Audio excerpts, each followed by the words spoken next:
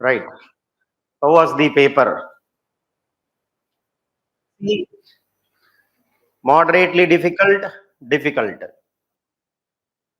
Huh? Is it easy? Very good. So we will start the discussion of this test. How many of you have attempted more than 90 questions? 80 plus? Good, good. So you have to check for yourself. You have to check for yourself what will be your number of questions. Don't ask your friends how many questions I should attempt to clear the examination. Is not something which can be quantified. It depends upon individual. There are some individuals who in their experience find that when they attempt more number of questions they get more number of right answers, and there are equally present some students who will attempt more number of questions and they commit more number of mistakes. So what is the number of questions, how many questions I should attempt is a decision which has to be taken by the individual himself herself based on the 44 tests which we are giving in the precast. So it is not to be generalized, it depends. For example, I have told in the last prelims examination, some instructions I have given to the students sometime before the examination, in which I have spoken about that the number of questions, how many questions I should attempt, is not something which you have to decide before going to the examination. You have to decide it right in the examination hall. So yeah, a student is now needing that smartness in the examination hall. I keep telling about last week we had this World Cup and we were badly defeated by Australians. It was a huge disappointment for all of us. But you should learn one thing from the World Cup. Why we lost and why Australians won. We lost because we were not able to manage our skills within that stipulated time, and the Australians were able to manage, were able to act upon their skill sets within that stipulated time. So the World Cup preparation may happen for a year. So as your civil services preparation may happen for a year or two or three or how many, 5 years also one may prepare for the examination. But exactly on the day of examination, in that 2 hours of examination, how do you conduct yourself? How smartly you are behaving in the examination hall will only decide. So my execution matters rather than my planning, because everybody have a plan, but perfect execution resulted in Australians winning the World Cup. They were seeing which is the weak point of Virat Kohli. When he is hitting half century, he is going to commit mistake in this way. So they observed this many times and they found that for Virat Kohli, this is the weak point and they hit him in the weak point. So likewise, you have to be very strategically smart enough. Not just you should have a strategy, you should also implement the strategy with precise actions. That is what is very important. Planning is not that so important. Without planning, there is no execution. But everybody plans. But who wins the examination is the one who executed the plan. So execution comes only by practice. Planning comes by thinking. Execution comes by doing. So do. Repeatedly do. Again and again you do. One can become a master of an action only by repetition. So, if you ask me what is the mastery to excel in an action, the mastery comes simply by repetition. Because doing the same thing again and again is the most difficult thing. It will be boring. Again and again reading the Constitution, again and again reading the Indian polity by Lakshmikant will be boring definitely. Remember a student who is studying 5 years. The student would tear the pages into many pieces because of the repeated revision of the particular book. So that is what I'm emphasizing on, that practice makes you perfect. You try whatever you wanted, you try. From that trial, you will come to know what you are supposed to do, what you are not supposed to do. So learning is what is the test.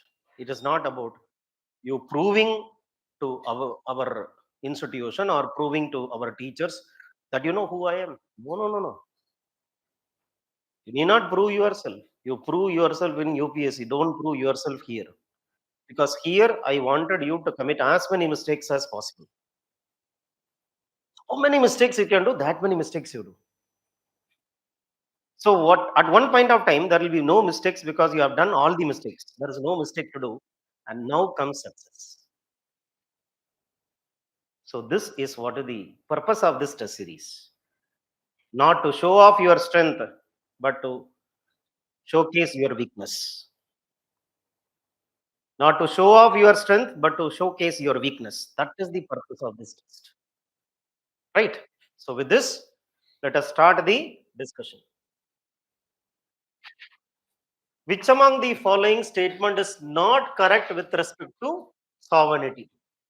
Not correct. It refers to government's power to act as a legal guardian for people who are not able to care for themselves. Which one? This means parents patriae principle.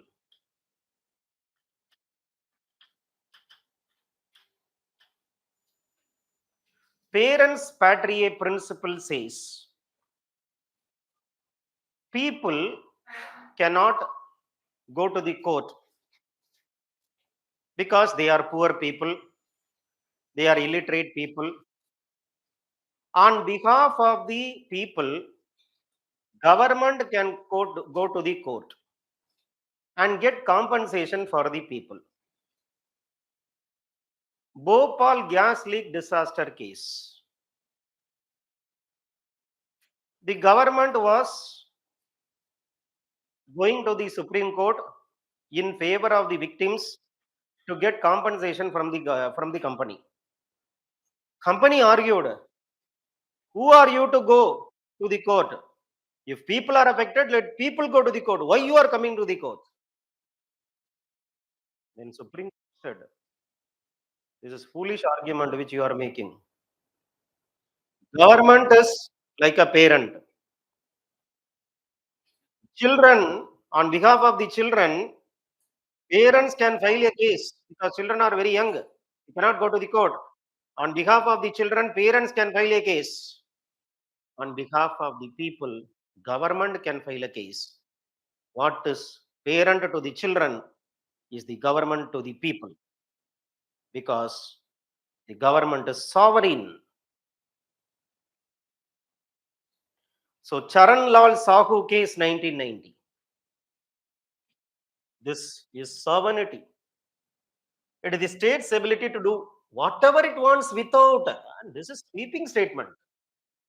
Sovereignty is not given to kill your people. Sovereignty is given to protect your people. In the name of sovereignty, if you kill your own people, the international bodies like United Nations will not keep quiet. So this is absolutely wrong. States' liberty to not to follow any international law. Yes, yes, yes. I may go out of the Paris Climate Accord. I'm America. I may not. Yeah, I may not be a member of UNESCO. I am America. This question was asked or not in the main examination some years back. Why America withdraw from the UNESCO? That's a question. America says, see, I am sovereign. Whether to enter into an institution or not to enter an institution is my choice. No one can compel me to join or not to join. So this is also sovereign. You can acquire a foreign territory because you are sovereign. You can acquire the foreign territory because you are sovereign, independent. Sovereign means what? Independent externally, supreme internally. So which is not correct? B is not correct. Answer is therefore B. Government of India Act 1858. Tell me what is the correct answer. It ended the system of double government. Yes or no? Yes. So that is 1853 Act. Or this is what? It is 1858. It separated for the first time legislative and executive functions. 1853 Act.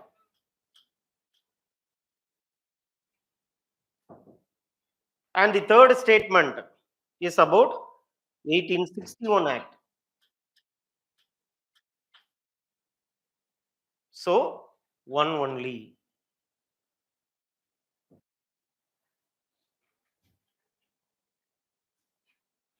Procedure established by law is a term which is mentioned in Article 21.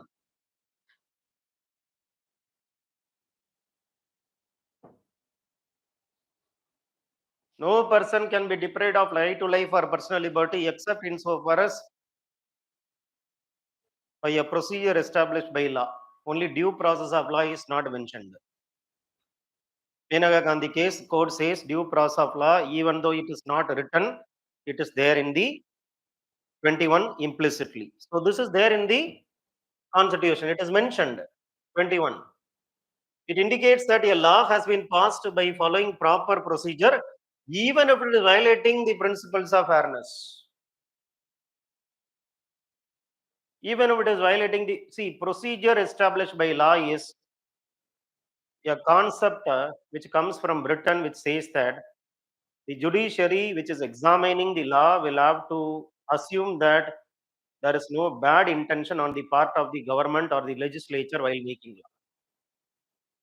law. The court should have in the mind that the legislature is good. There is no bad motive in the mind of the legislature. Only if the procedure is not followed, you will check whether procedure is followed or not. You will not check the bad motive or good motive of the law. So, since you cannot go to the mind of the legislature, because you should assume that always legislature is fair, always legislature is having bona fide action, always legislature is having good intention, your power of judicial review is limited. Because you can't go to the motive, no. So your judicial review power is very limited.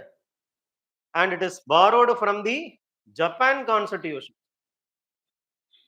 Is it borrowed from Japan constitution? There is one article, Article 31 in Japan constitution, which is what is saying about this procedure established by law. So the answer is, which is incorrect. It is not mentioned this, incorrect because it is mentioned. Incorrect is asked. Then go to the next question.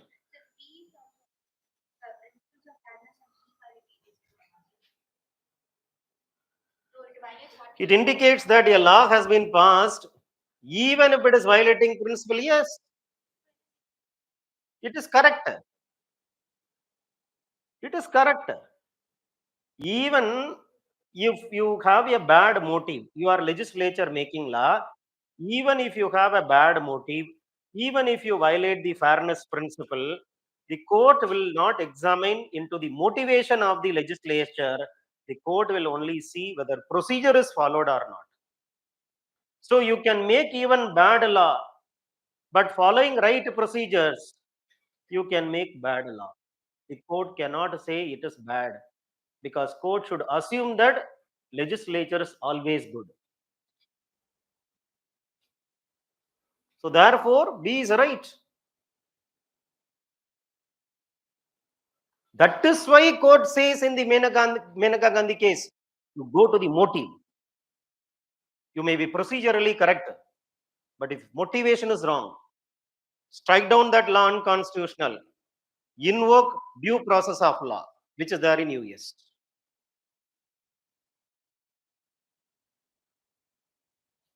To make this statement, wrong,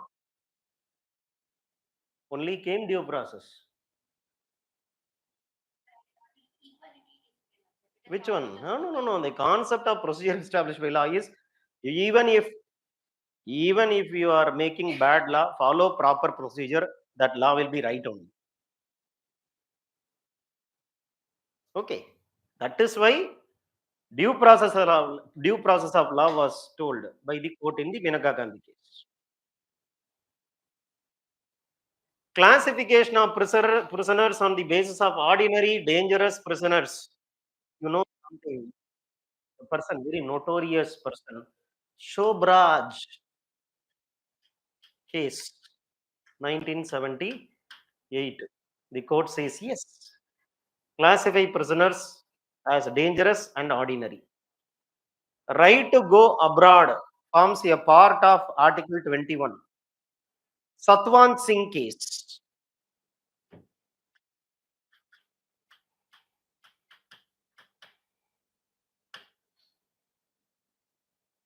Satwan Singh case, 1967. This is Sher Singh case, 1983. So all the three statements are correct statements.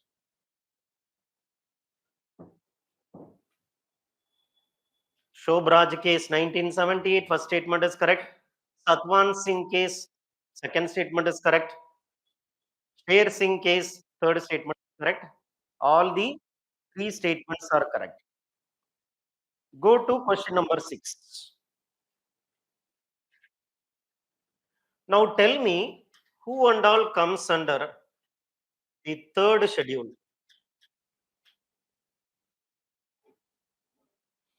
Who and all will come under the third schedule? Hmm? Ministers, both central as well as state ministers. Then tag will come. Then judges, Supreme Court, High Court judges will come.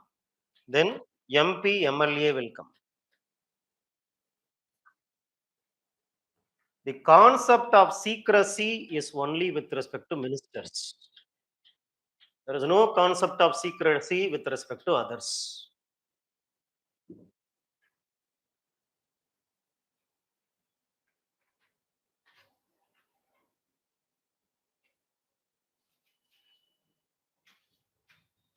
Right? So, the answer therefore will be what? One only. Secrecy is available. The concept of oath of secrecy is only for who? Ministers. That's all. For no other person, the concept of oath of secrecy will be there. Oath of affirmation may be there for other people. Oath of affirmation. But affirmation plus secrecy available only for state ministers and the central ministers. No one other than these people. So answer is one only. Economic justice, preamble, DPSP. You don't have fundamental rights, economic justice. So answer is 2.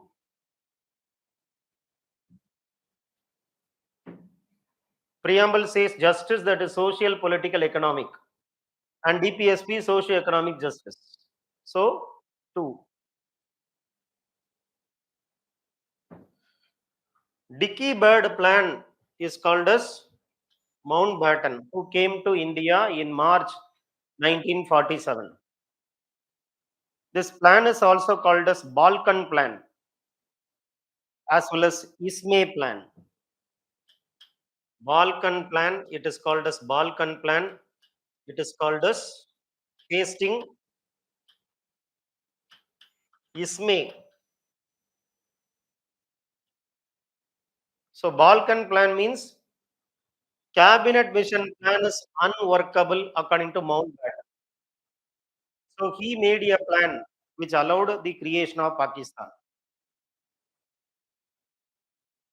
And this Sir Hastings Ismay only presented this Mountbatten plan to the provincial governors in Delhi. Since he presented the plan, the final plan he presented, Mountbatten prepared presentation by this person, and this allows for separation of country into India and Pakistan, which is what is called as balkanization. So this is the answer. April 1947, Dickey Bird plan was presented. March 1947, this person came, Mountbatten came.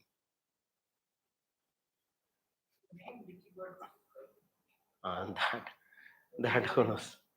Some nickname they gave to Mountbatten. Attorney General can speak in Rajya Sabha. Article 88. He can speak in both houses of parliament. He can be a member of parliamentary committee, but he cannot vote. There is no reservation for SC, ST in Rajya Sabha. Rajya Sabha cannot vote on demand for grant. He cannot vote. Read Article 113.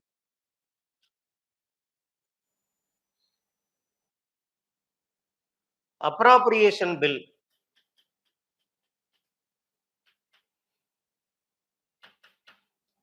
Under 114, Article 114, consists of the votable part,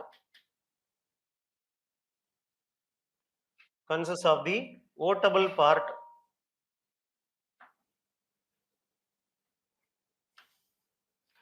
and the non-votable part. Votable part is called as demands for grants. Non-votable part is called as charged expenditure.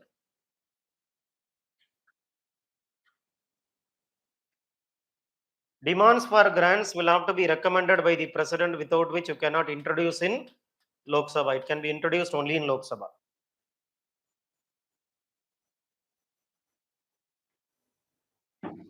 So Rajya Sabha has no role in voting.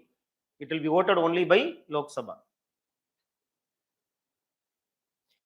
When you speak about charged expenditure, it cannot be voted by Rajya Sabha, but it can discuss.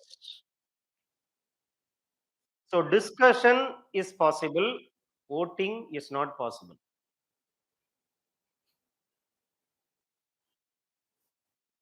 Because in Rajya Sabha also you can discuss. Lok Sabha also you can discuss. Only difference is Lok Sabha will vote and Rajya Sabha cannot.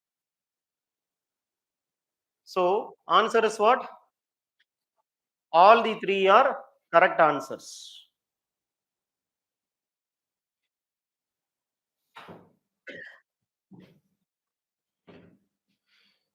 Preamble is a part of the constitution.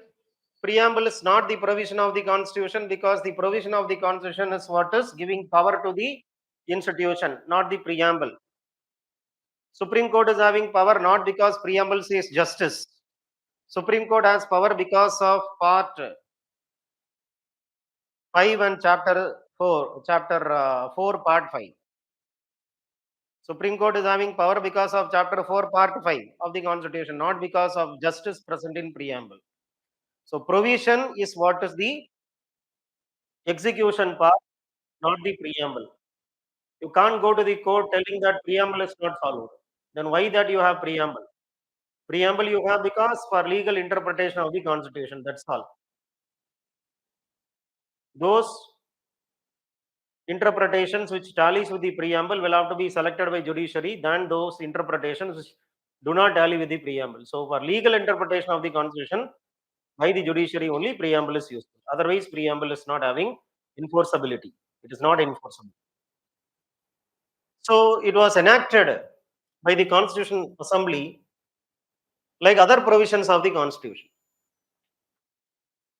Now the third statement is about, normally speaking, any act, most of the acts will have preamble.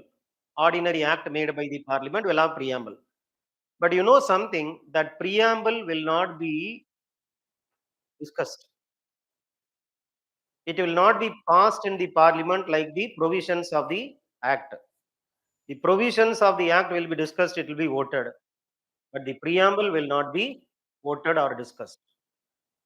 It will be just an attachment made by the government, which will not be scrutinized by the parliament when it comes to the normal act. But when you come to the preamble of the constitution, like a normal act, like the constitutional provision was discussed, preamble was also discussed in the parliament. So the preamble of the ordinary act therefore is different from the preamble of the constitution. Ordinary act preamble not discussed, but preamble of the constitution discussed in parliament, like the other provisions of the constitution. So this is right. Unlike preamble, preamble of act is not enacted by the legislature. Yes or no? Then the answer is all the above, right? All the four are correct statements. Explicitly mentioned in the preamble. Equality of opportunity and state, equality of opportunity and status, equality of status, liberty of faith, belief, thought, worship, fraternity, which will guarantee individual dignity and integrity of the country. Federalism is not there. So three should not come. C is the right answer.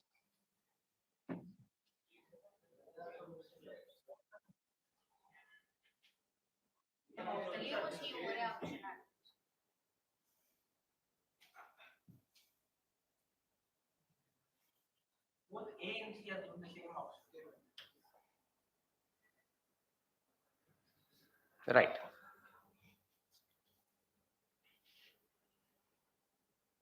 Liberty. What is the statement saying? Liberty means absence of restraint, while law imposes restraint on certain activities. Huh? Liberty means what? No restraint. But law will impose restraint. Restriction of liberty is essential for ensuring liberty for all. Otherwise, liberty will become license. I will misuse my liberty, which will violate your liberty. So my liberty should be restricted so that your liberty will be protected. The state can destroy liberty of an individual by law. A state, definitely a state, totalitarian state can violate the liberty. The state which is run by dictator can violate the liberty. Even democratic state can violate the liberty of the individual, which will be coming to the scrutiny of the judiciary. You can't say that state cannot make. State can make a law which will destroy your liberty. If you destroy your liberty, definitely you see Section 66A of Information Technology Act, which was struck down by the Supreme Court as unconstitutional because it is violating the right to freedom of speech and expression. It is a draconian law. Draconian law. Section 127 of UK Communication Act is cut copy paste, which becomes Section 66A of Information Technology Act 2000. Section 127 is equal to of UK Communication Act is equal to 66A of Information Technology Act. Cut, copy, paste. At least they are better because they are telling you a quantum of punishment which is very precise. But here they are saying jail without telling how many years of jail. That is why it is violation of liberty of speech. And therefore it has to be struck down. So state can definitely destroy liberty of individual, which the state done. 66A was a case. So what is the answer? All the three. Secularism, state is separate from the functioning of all religious institutions. No, no, no, state will interfere. State is prohibited from making law and religion. This is also wrong. State has a religion. State does not have any religion. None of the above.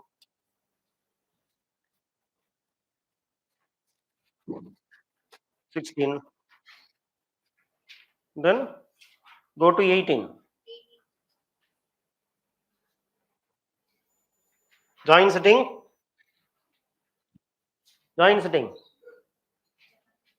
Hmm? The provision of joint sitting came from which one? Australia. Australia joint sitting.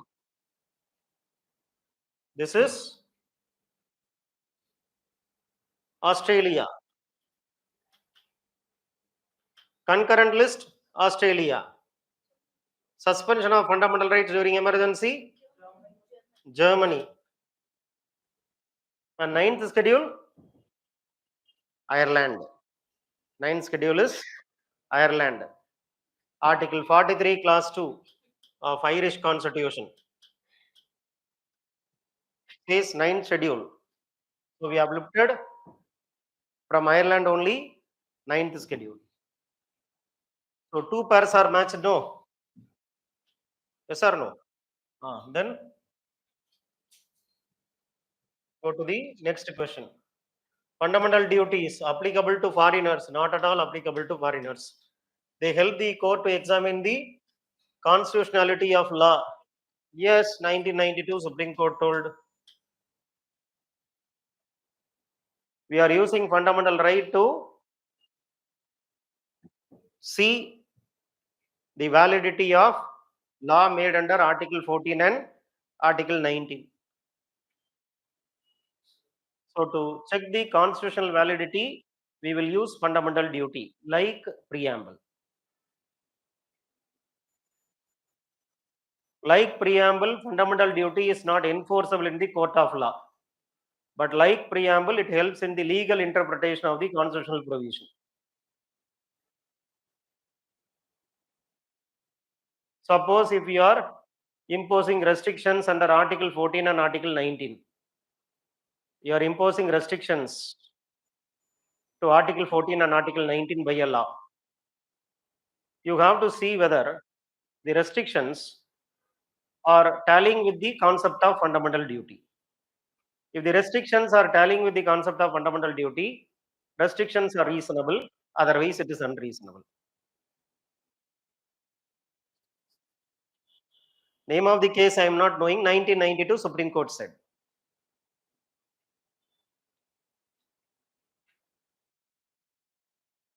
So answer is 2 only.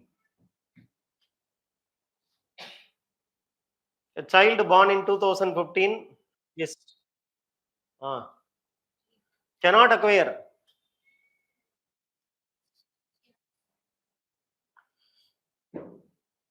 So the child who is born on or after December 3, 2004.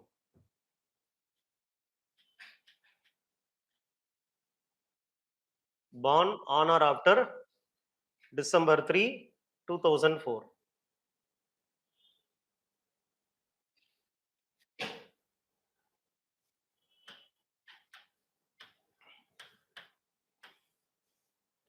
Can get citizenship if one parent is citizen of India and another parent is not illegal migrant.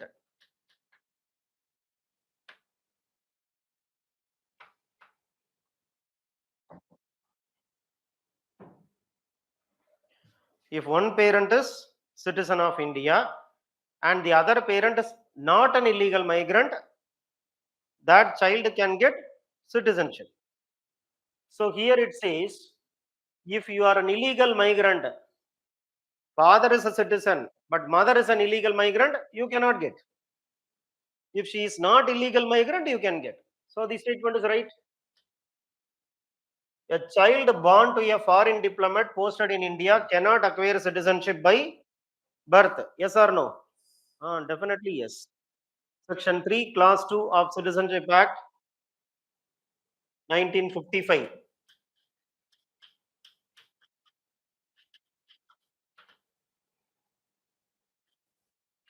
A person born in 1954 in India enjoys citizenship as a constitutional right. Those who are born at the commencement of constitution, that is those who are born on or before January 26, 1950, they become citizen as a constitutional right. Those who are born after the commencement of constitution, they will get citizenship right as a matter of legal right due to Citizenship Act 1955. So this is wrong. Answer is therefore two pair or two statements. Preamble. Nirubari Union case court opined that the preamble is an integral part of the constitution. Is it the integral part of the constitution according to Supreme Court in the preamble? Not an integral part. Only in case one of the Bharati case it said integral part. It is not an integral part. This is wrong. In the event of conflict between preamble and specific provision will prevail because it gives enforceability.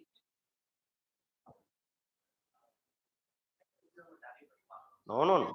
When there is a conflict, it is not about interpretation of the law made by the legislature. It is about the provision of the constitution. When you are interpreting the law made by legislature by the judiciary, you should use preamble. When there is a constitutional provision which is conflicting with preamble, provision will prevail, not the preamble. Okay. So this is what?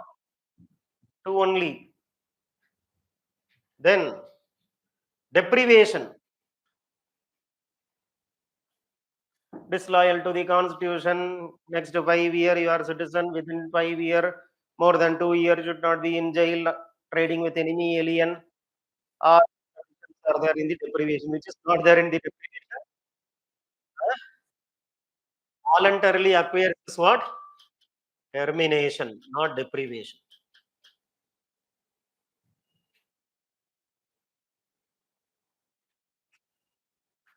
So not a reason is this one, because it is a reason of termination, not deprivation. So next is 24.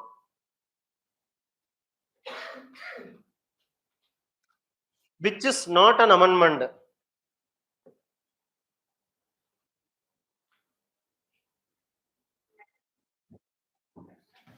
2, 5, 6. They are not amendment. 3, 9, they become amendment.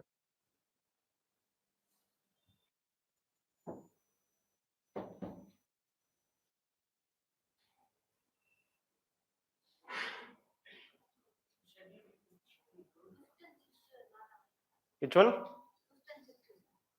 Yes, yes. It is not an amendment.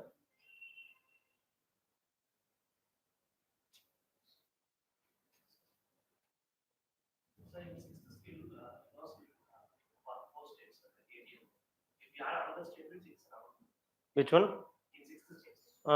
Presidential order and all you can use.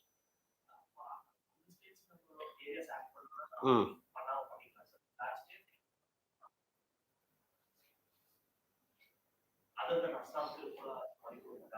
Hmm. Hmm.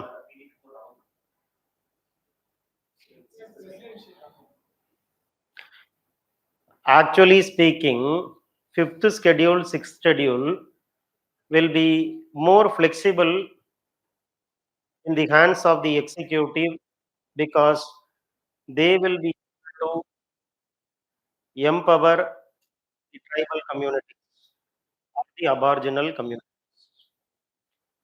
Tribal self-governance is the essence of 5 and 6.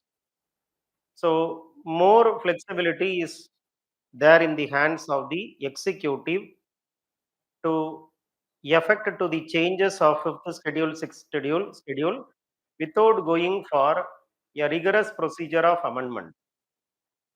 So the concept of tribal self-governance demands this, which is why it is said that 5 and 6 will not come under 368. Okay. Basic structure of the constitution is defined in terms of federalism, secularism, fundamental rights, democracy.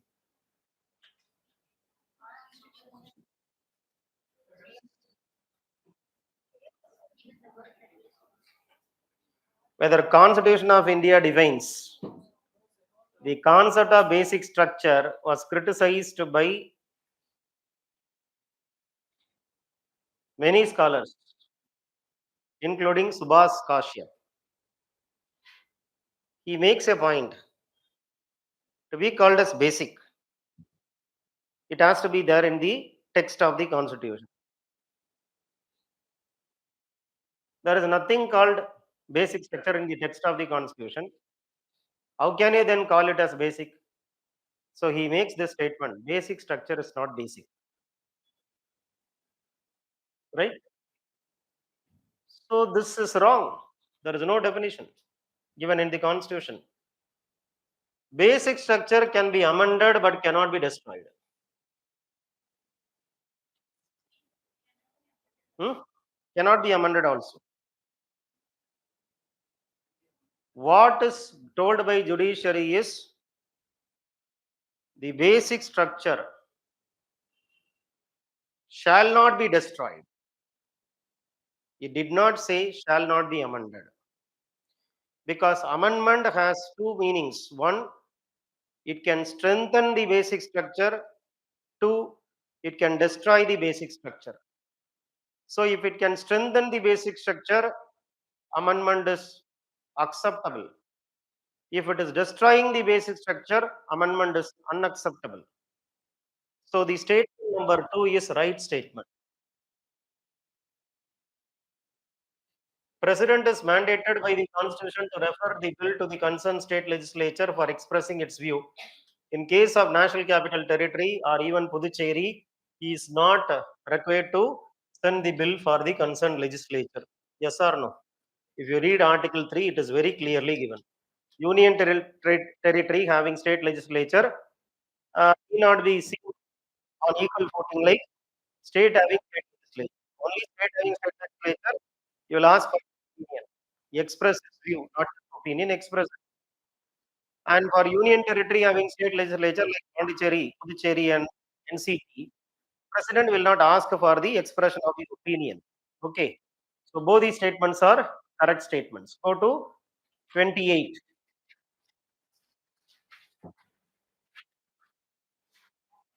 Settlement of boundary dispute lie outside the scope of 368 and requires only simple majority of the two houses of the parliament. Second statement, first statement, settlement of boundary dispute between India and another country does not require a constitutional amendment under Article 368. Whether first statement is correct or wrong. Manganbai case, the court has told that it does not require any amendment. Manganbai case. But go to the second statement, settlement of boundary dispute lie outside the scope and requires only simple majority in the parliament. It can be done only by an it can be done by an executive order, does not require parliamentary action at all. So the second statement is a wrong statement. It requires only executive order, no requirement for parliament. So first statement is right, second statement is wrong. So second is wrong, first is right, C is the right answer. Article 12, judiciary performing its judicial function cannot be regarded as a state. See, in the text of the Constitution, you do not find the word state. But many times Supreme Court has told that state can always fundamental rights. In this case, judiciary also comes under the meaning of the state. Because judiciary can violate the fundamental rights. So judiciary included in the definition of state. Many times Supreme Court has told, not just one time. BCCA is a private body. It is not funded by the government. It is not administered by the government. Officers are not appointed by the government. So definitely it will not come under the meaning of the state. Cannot be regarded as a state. Can be regarded as a state. Can be regarded as a state. So neither one nor two.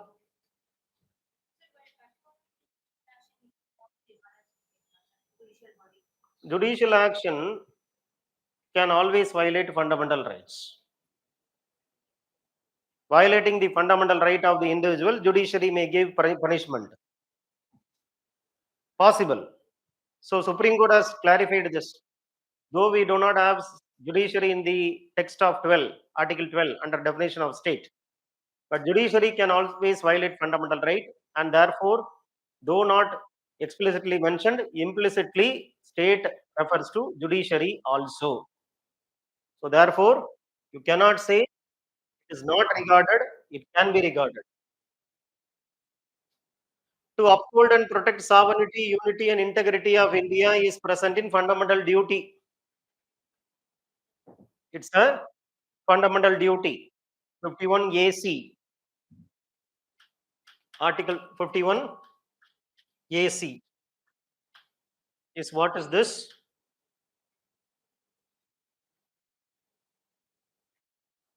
Interstate Water Dispute 262, Interstate Council 263, and this is what is full faith and credit under Article 261, and this is 301 to 37. All are present.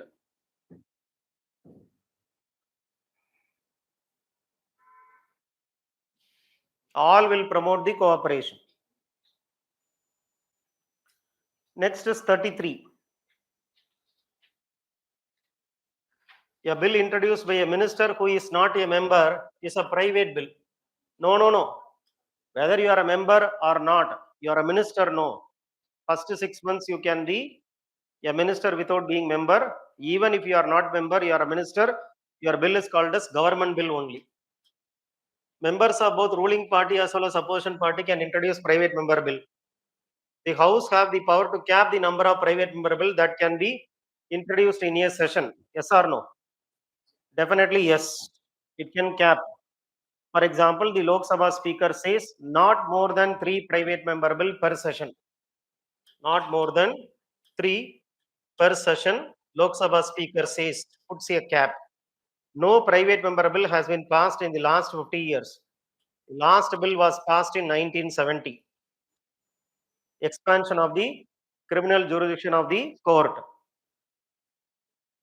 So far, only 14 private member bills have been passed.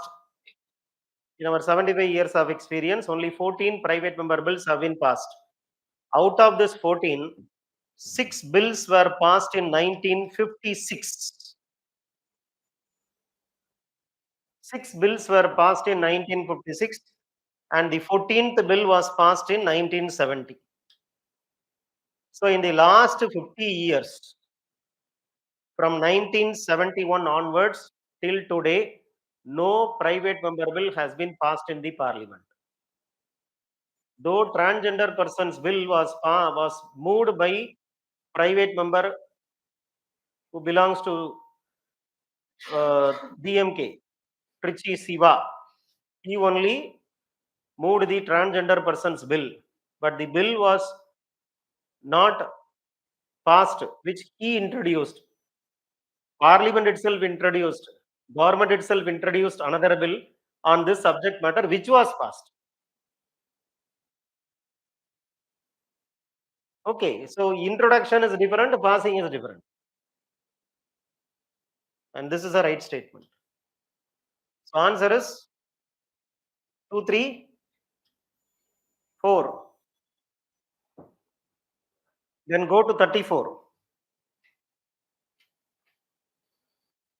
See, taxation is an exclusive subject in the hands of the executive. Taxation is the power of the executive. Now, the parliament power is not there to increase the tax at all, which will affect the people.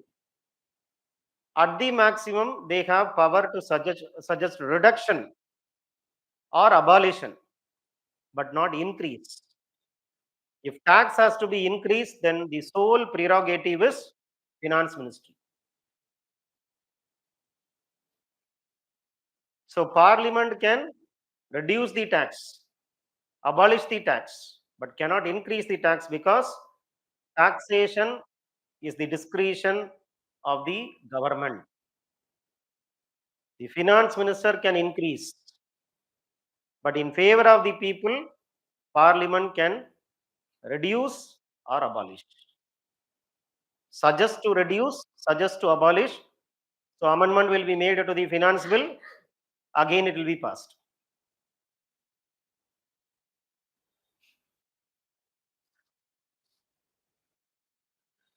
Governor reserving certain bills. Article 201. Seeking information. Article 167. Recommending 356. Administration of Assam, because remaining three states. Which one? Tripura, Meghalaya, then Mizoram. All these under the president. So three. This is president's power, not the governor. Assam only governor.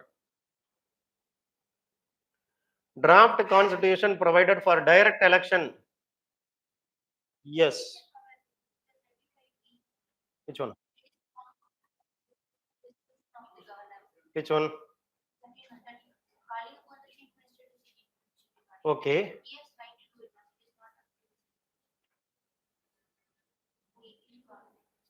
Where it is mentioned discretion?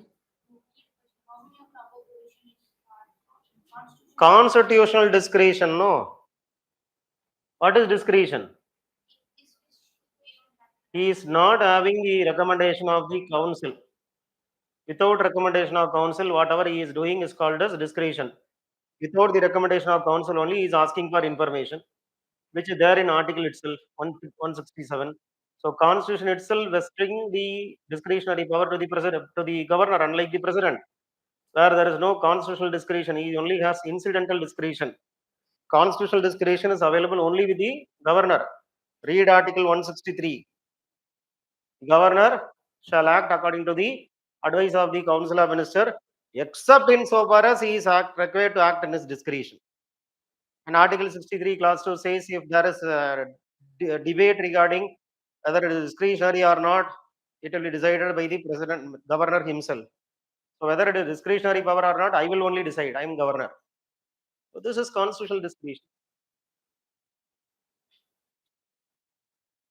Draft constitution provided for direct election, but the Constitutional Assembly said no. Constitution mandates that governor should belong to the state. Whether constitution is mandating, it is a convention. President required to consult the chief minister of the concerned state. Is he required? He will not. Otherwise, why he will appoint Tamil Nadu governor? Sardar Patel said directly elected. Yes. So two pairs.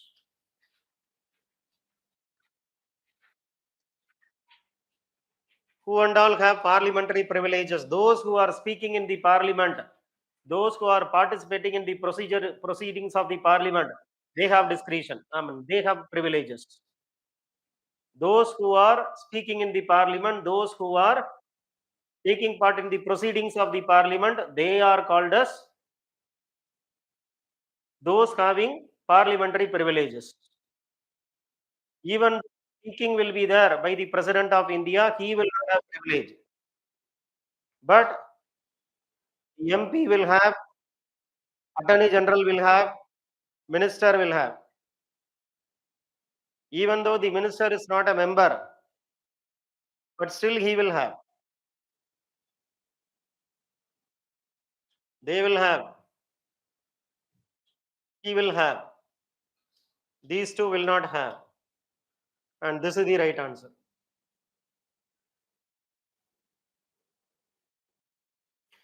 Disqualified. So disqualification is present in Article 102. Absent from all the meetings for a period of 60 days. It's not a disqualification, it is called vacation under Article 101. Voluntarily given up, which is there in the 10th schedule. Censor motion is passed. Whether it is a disqualification, is it a disqualification if censor motion is passed? No. So answer is what? Two only.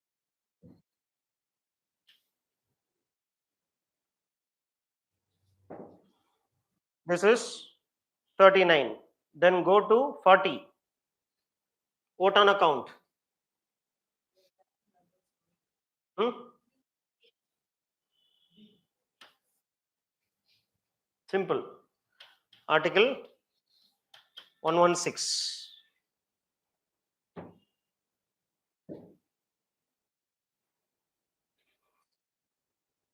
So Article 115 speaks about what? Supplementary grant, excess grant, then additional grant. Article 115 speaks about supplementary grant, then additional grant, then excess grant. Supplementary. For a current service which has been told in the budget, money is not sufficient. So this grant is given. Service is not given in the budget. New service added has to be given. Excess grant. Money already spent, excess. And it has to be repaid in the next year, next financial year. When it has to be repaid in the next financial year, then public account committee will come into play. If it is recommending, then parliament will provide for the excess grant. After expenditure, excess grant is given by the parliament through the recommendation of the public account committee. So this is the right answer D. Then go to lame duck. You know, in America, normally election happens to the presidential office in November, but the president elect will assume office only in January.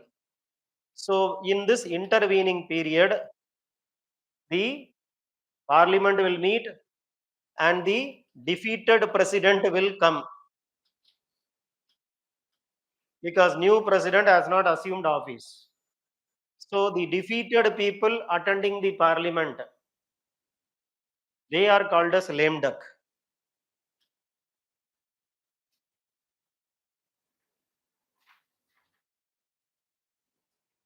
Okay. Both members are present. Pack 15 plus 7. Okay. 15 plus 7. 21 plus 10. And these two, 15 MPs Lok Sabha, 15 MPs Lok Sabha. So only Lok Sabha. These two people, only Lok Sabha.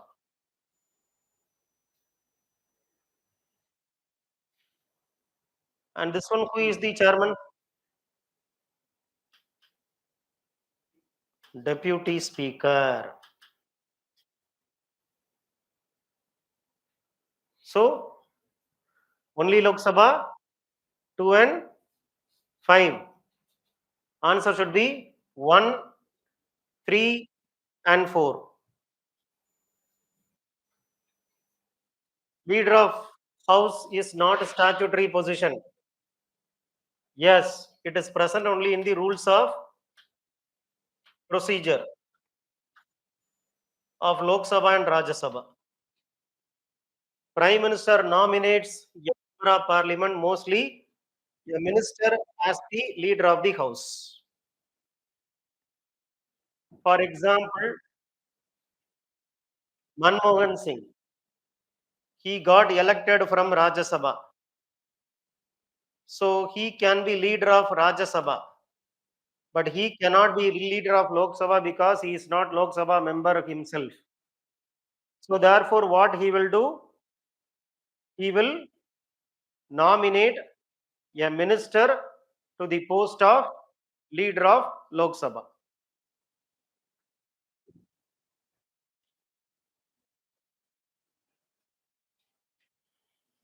A senior minister. Minority government formed by opposition party. This is which government? Hmm? Shadow government. This is coalition government. This is only minority government. And this is what is kitchen cabinet. So answer is C.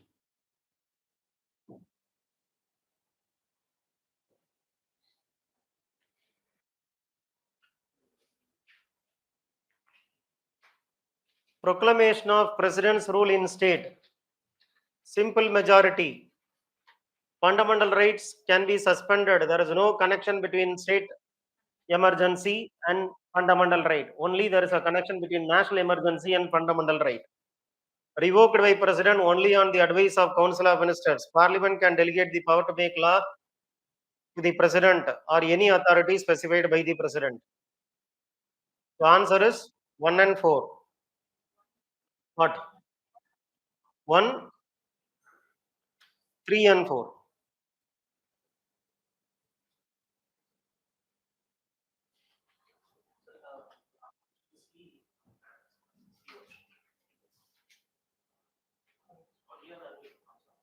Then uh, who? Without advice. Revoke means what? Only by president. There is nobody called president. There is only government. He can do nothing against the council of ministers. He can do nothing against the council of ministers. He cannot do anything without the council of ministers. He is called president.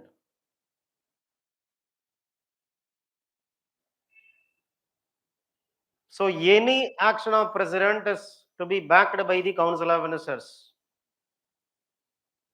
Without the council of ministers, he doesn't have any existence in the scheme of constitution. That is why, unlike in the state government, there is caretaker government always in the central government. Because without government, no president.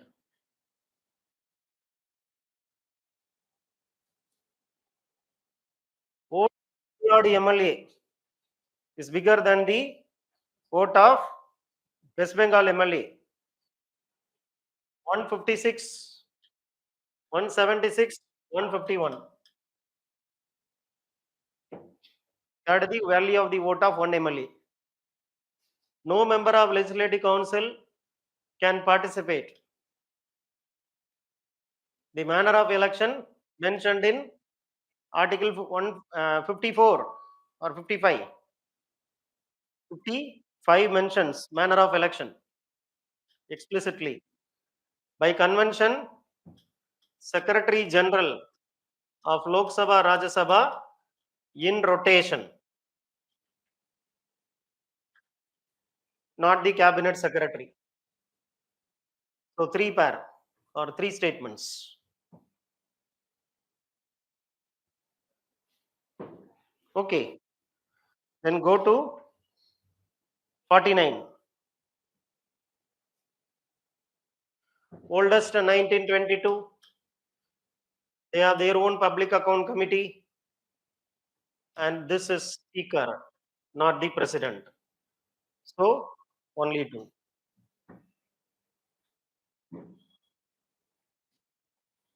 Then go to 50.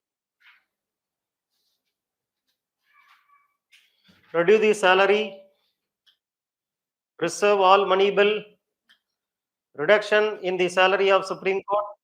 All are correct according to Article 360.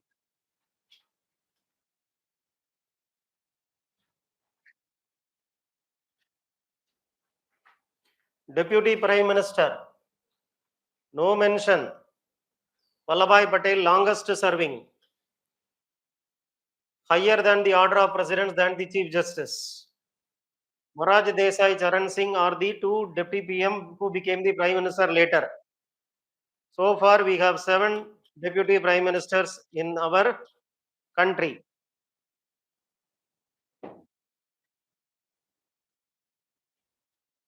So, all the 4 are correct. Like Rajya Sabha, Council is a permanent body. Yes or no? Definitely yes.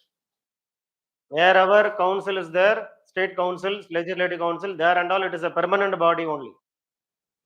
Okay, not subjected to dissolution, like Rajya Sabha. State legislative assembly can override the state legislative council and vice versa is wrong. No, this is right, but ulta is wrong. No provision for joint sitting is also right in the state level. So answer is 1 and 3.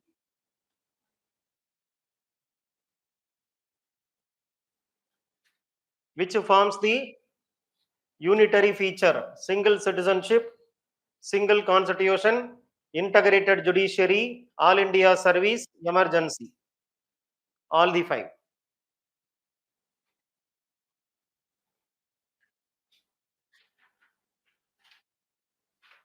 According to Article 118, each house will make their own rules of procedure. That is why you have rules of procedure Lok Sabha, you have rules of procedure Rajya Sabha.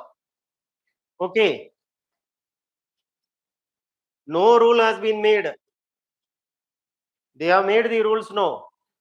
No rule has been made will be a correct statement with respect to Article 119. Now, what is 119? Parliament by law can regulate the financial transaction or financial proceedings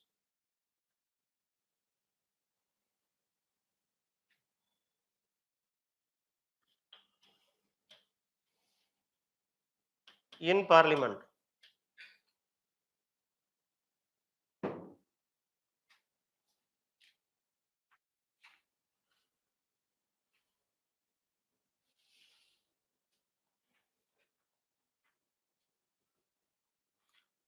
The financial business, government wanted to regulate the financial business in the Parliament, how to pass the Finance Act, how to pass the Appropriation Act, like that and all. If government wanted to do financial business procedures in the Parliament, the government shall make a law in the Parliament. Okay, so there can be a parliamentary law which can regulate the financial business proceedings in the Parliament. So far, there is no law which has been made by the Parliament on this topic. Rules has been made under 118, but law has not been made under 119. And 119 is about parliamentary law to regulate the financial business proceedings in the Parliament. No such parliamentary law made so far, though there is a provision there in 119. Okay. So the answer is one only. All these are there. Like under FRBM, the 3 statements, all are there. So therefore, it is a right statement. All the 4 are right statements. Take for example, What and all will be placed before Parliament? Annual financial statement, demand for grant, finance bill, under FRBM Act, macroeconomic framework statement, macro or medium term fiscal policy statement, then expenditure part, then receipt part, then expenditure profile, then budget as at a glance, then memorandum of explaining the provisions of the finance bill, then outcome framework, then key features of the budget. All these are placed before the Parliament. Everything is there. This was asked already in the PYQ. Law, custom, ordinance, amendment is not law. 13 class 4 says law is not amendment. 368 class 3 says amendment is not law. Inserted by 24th Amendment Act, 1971. 1 and 2.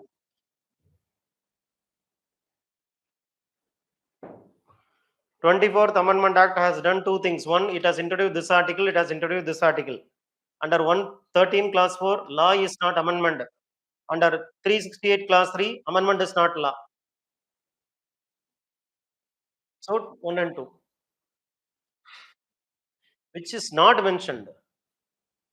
This is in rules of procedure of the House.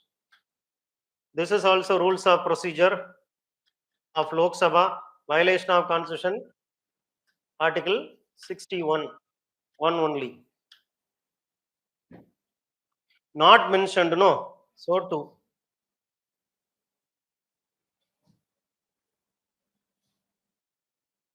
2. Not mentioned. Not mentioned. This is not mentioned. This is not mentioned. So 2. Mentioned is this under Article 61. Article 39, yes or no? Huh? If you see 39, in 39 you have 39A to 39F only. Separately you have 39A. So 39A is not a part of 39. And only in 39A you have this. So this is wrong. Because this is there in 39A, which is outside Article 39. Okay. Article 46, Education Policy. CRPC says judicial magistrate should be separated from executive magistrate. And this is what is separation of power. Judiciary executive separation is what is Article 50. And CRPC says judicial magistrate is separated from executive magistrate. Executive magistrate is IAS officer. You are called as district magistrate, but there is also a district judge. You are executive magistrate, IAS officer, but he is judicial magistrate. Your power is different, his power is different. Who separated these two types of magistrates? CRPC only. And that is a separation of judiciary from executive is Article 50. So, answer is this is right, 2 pairs.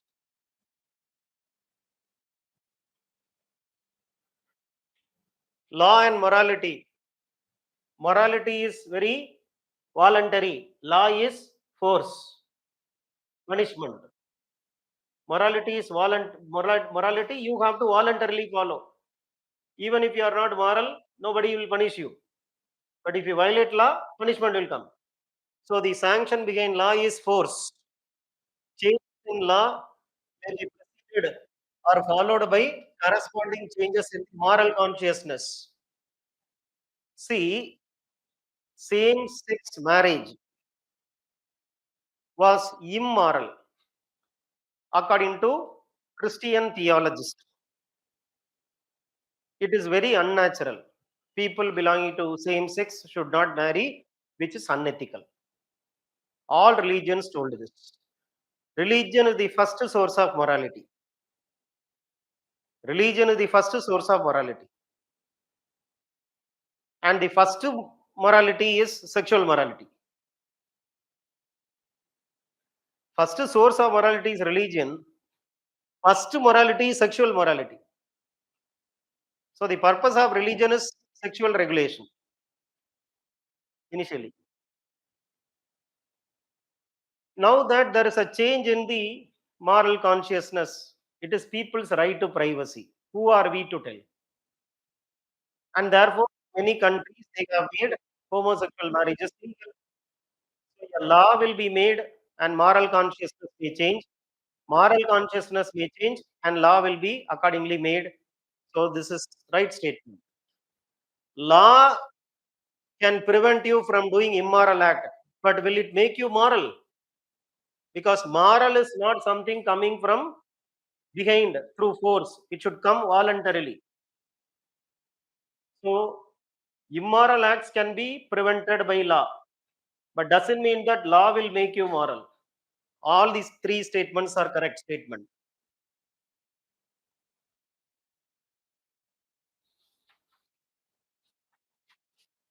Next is 63. Prime Minister enjoys fixed tenure. He holds office during the pleasure of the President. A nominated member cannot become Prime Minister. He can become Prime Minister. What is the problem? Prime Minister cannot be dismissed by President if he is having majority. This is right. So, this is wrong. This is wrong. Three is right. Only one. Liberal democracy. Committed judiciary is one which will support the government, which is against liberty. It will be a government supporter. Judiciary will always support the government, which is against liberty. Centralization is also against liberty. Elected government can become violator of your liberty. The best answer is Montesquieu says in his book The Spirit of Law. Separation of power is what is upholder of liberty and democracy. So the answer is D. Best safeguard. Doctrine of eclipse. This is right. Any rule which interferes with fundamental right is invalid. Is it right? It states that only provisions of law which are not inconsistent with fundamental right shall be held invalid. It states no law made by parliament shall be deemed to be invalid on the ground that it will have extraterritorial operation. It states that if the part of the state law is repugnant or conflicting to any part of the central law in the matter of concurrent list, then the latter shall prevail. Doctrine of eclipse.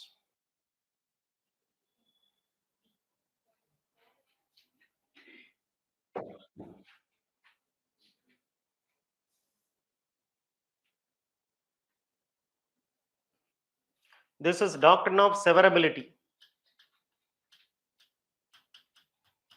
If some provision is violating fundamental right, it will be removed, it will be cut.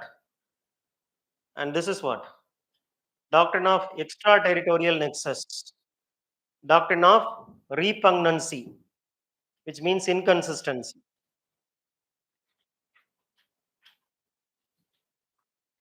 Any rule which interferes with fundamental right is invalid.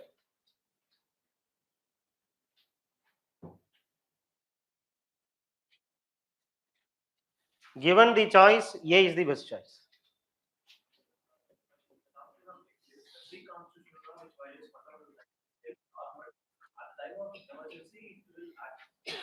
As of now, it will be invalid because it is violating fundamental right. Invalidity does not mean dead law. Invalidity means dormant law. At this point of time, you cannot make it valid. But if there is a restriction imposed on fundamental right, it becomes valid.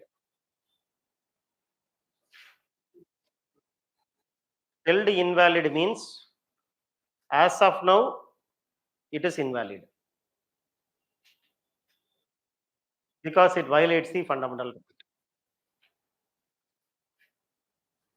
In future, it can be revived. Invalidity is only temporary because other choices doesn't mean eclipse.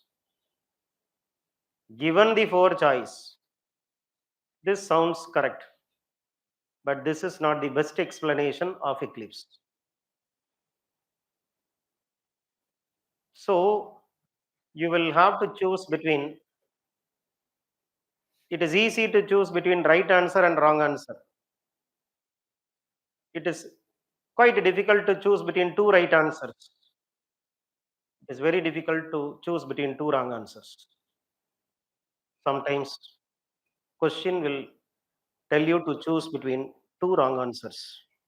Whatever you choose is wrong, but you choose because it is less wrong than the other choice. Okay. This is not the best explanation of eclipse. But given the choice, invalidity we should assume to be temporary. That's all. Okay. Better, not best. Other choices are not good choice. So this is relatively okay, but not the correct choice.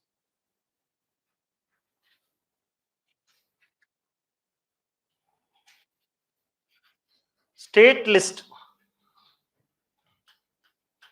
249, 250, 253. Is this present in state list? This is not there in the state list at all. It is outside the state list because of which only it is called residuary power. So one should not come. Two, three, four. Okay. புரியுது தானே இது state லிஸ்ட்லயே இல்லையே 248 on the outside of the schedule 7. What is not there in schedule 7 is called as residue. Settle what is the longest serving attorney general? Attorney general is co-terminus with the Lok Sabha. No, no, no. It is the pleasure of the president. He can defend an accused person in criminal prosecution with the permission of the government. Yes. So 1 and 3. Who is wrong? Who is wrong? 1 and 3. Parliamentary form of government, collective responsibility, nominal periodic dissolution. Sovereignty of parliament is not in India. This is there only in UK. So 3.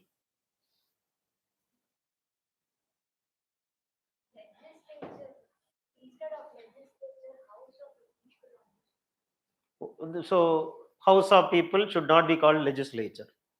You are right then.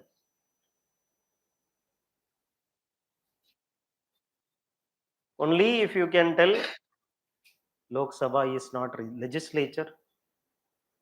You are right. Legislature here means Lok Sabha.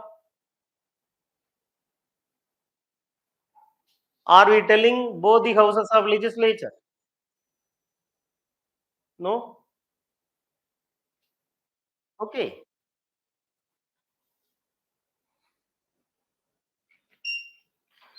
Most wrong, inappropriate. Equality of treatment under equal circumstances is equal protection of law. So this is what is wrong. Absence of special privilege, equal subjection of all to ordinary law, no person rich or poor, equal, all are equality before law. This is equal protection of law. Inappropriate is A only. Other three are appropriate. A is inappropriate. A is not equality before law. A is only equal protection of law. National award like Padma Award is not title. No citizen can accept title from a foreign status. mentioned in 18 class 2. So this is also right statement. Answer therefore is both 1 and 2. எதுப்பா கொடுக்கட்டும் அது பிரசிடென்ட்டை நீங்க permission வாங்கணும் special permission that is what is written in the text of the article 18 class 2 அப்படியே எடுத்துக்கிறோம் article 18 class 2 the text is this, but practically speaking the government would have made some rules telling that president will permit you can get the foreign title. Chevalier award was given by French government to Shivaji Ganesan. It is only a foreign title. But if you go by 18 class 2, no. However, there is an working arrangement whereby take the permission of president. Yes. So this is the text of article 18 class 2, which is why it is correct. Pro tem speaker not mentioned in the constitution. Administering oath, date of elections by president, deputy speaker election by speaker. No oath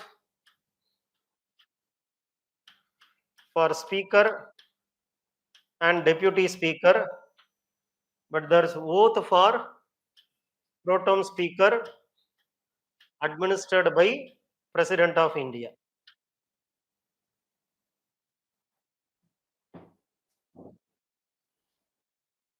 No oath administered by anyone to the speaker or deputy speaker, but pro tem speaker will be administered oath by the president of India, who only appoints the pro tem speaker, who is a temporary speaker. Okay, the election of the speaker date, the date of election of the speaker fixed by president, the date of election of deputy speaker fixed by the speaker according to rules of procedure of Lok Sabha.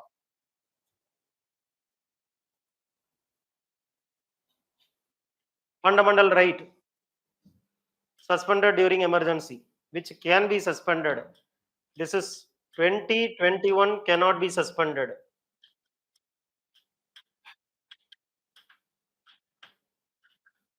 So which means this is 14, this is 19, this is 21 A, so which means 3 can be suspended. Only this cannot be suspended.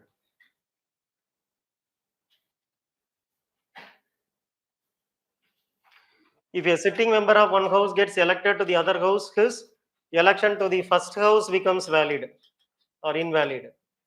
If a person is elected to see 2 seats, he should exercise his option for one, otherwise both will get vacant. When a member submits a resignation to the chairman or speaker, it is the discretion to accept or not to accept. So, 2 statements. One is wrong because first seat only will become vacant. This is 78. That is Suresh Kumar sir. 79. Both Lok Sabha have respective leader of opposition. 1977 Act. Yes or no? 79. Then salary based on this act only. Only if you are a member, you can become leader of opposition. Only minister cannot be a member. Minister need not be a member for first 6 months.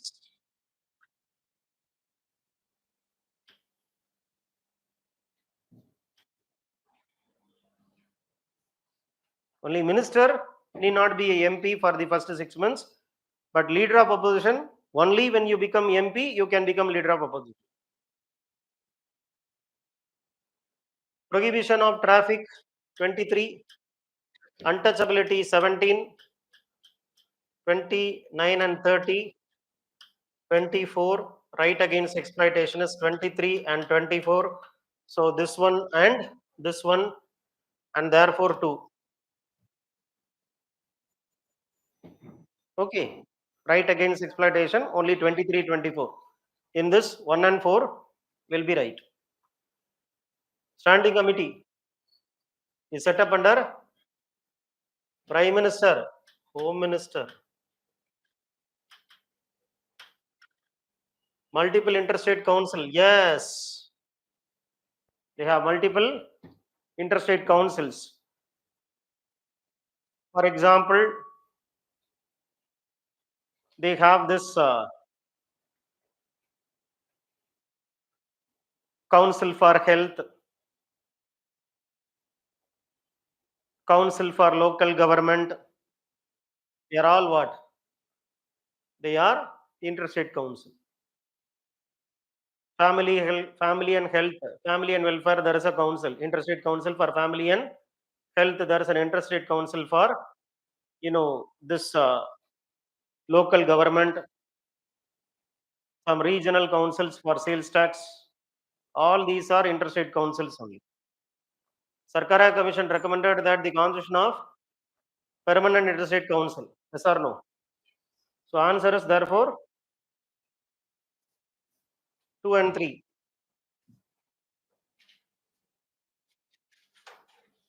Cabinet committee includes cabinet committee appointed by the Prime Minister. It includes only minister.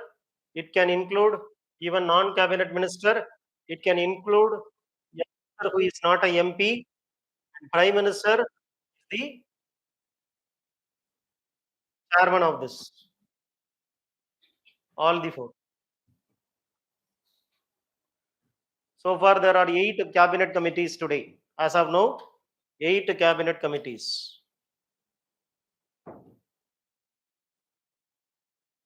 Hmm.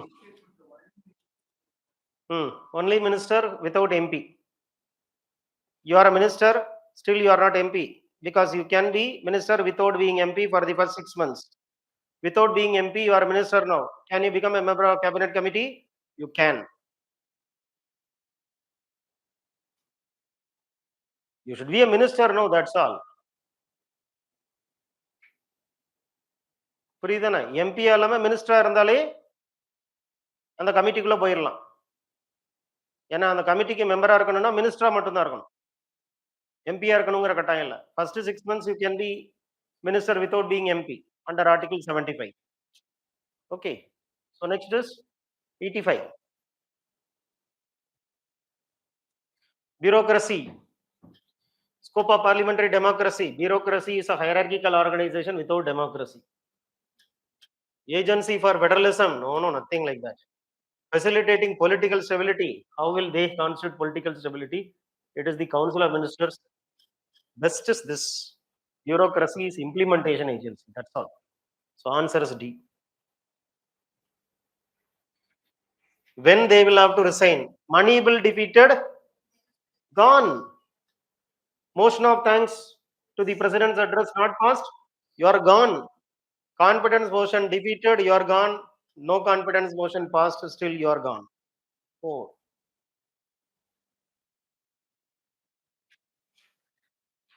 First reading, there is no general discussion. Only in the second reading, there is a general discussion. Here it is, presented by the minister or member of parliament.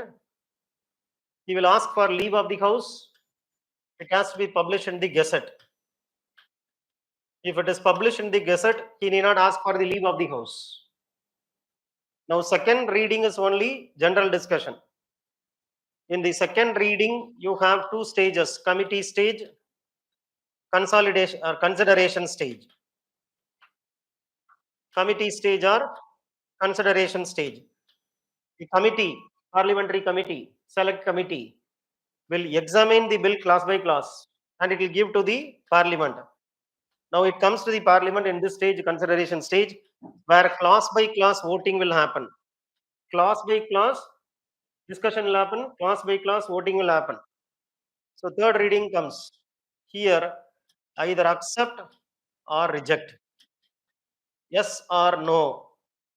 No amendments possible in this third reading. Either you say yes or you say no. No amendment. So this is third reading. Third reading, publication of bill in Gazette is first reading. Second reading, select committee is right. First reading, general discussion is wrong. Only in second reading, general discussion. So only one. Second reading, referring to the select committee is the right statement or right path. This is 88. Then go to 89. Question hour is there in both Lok Sabha, Rajya Sabha. But here it is 11 to 12. Here it is after first 0 hour 11. Then only question hour. In Lok Sabha, first question hour, then it is 0 hour. In Rajya Sabha, first 0 hour, then only question hour. I've changed this in 2018. But it is as same as the old thing in Lok Sabha. Questions can be asked to minister and private member of ruling party. Whether you are ruling party or opposition party, you can ask. If it is only, then the statement is wrong. Otherwise, this statement is right. There is a limit in the number of starred question. Yes or no? 20 starred questions, 230 unstarred question per day. If there is a president's rule under Article 356, additionally you can ask 25 questions. So there is a limit in number of questions. Both starred and unstarred, no such limit they are telling. This is wrong. So 1 and 2. Both starred question, unstarred question as a limitation. Starred question not more than 20 per day, unstarred question not more than 230 per day. Mandamus against government, public authority, whether it is against a tribunal. Yes, possible according to Supreme Court. Earlier they told mandamus only can lay against public authorities, not against a private individual, not against a private company, not against a governor, not against a president.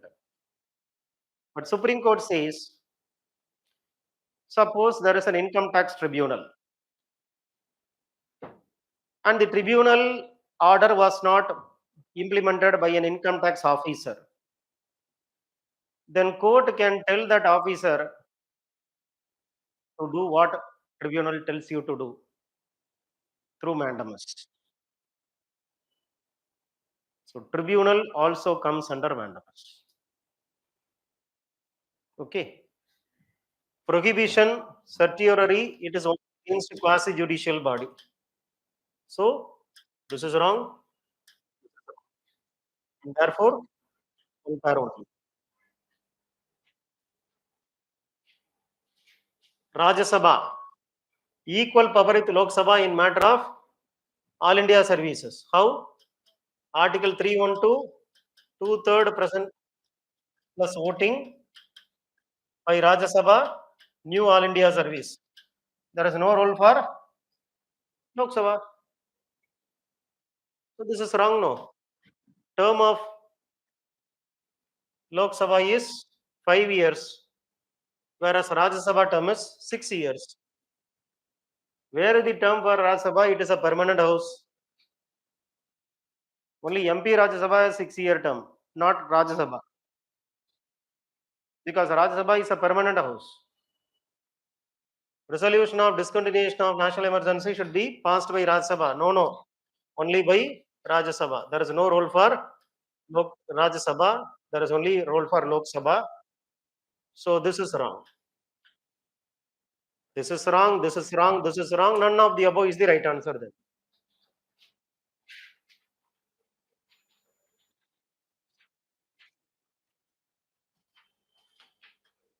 Finance Minister presents the budget and she is moving the finance bill. No discussion. So this is on the budget day.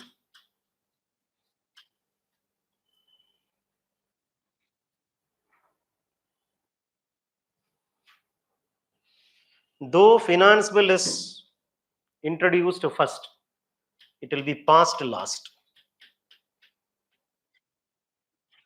Only after the appropriation bill.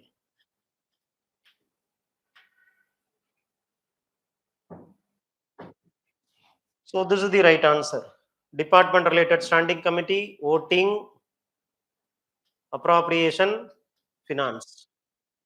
4, 3, 1, what? 2. Correct தானே?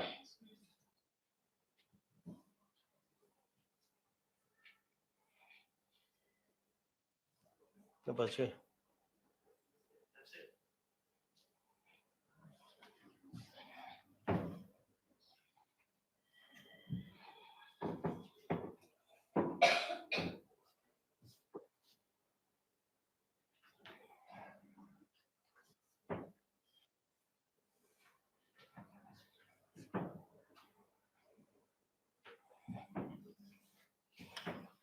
Originating, pending,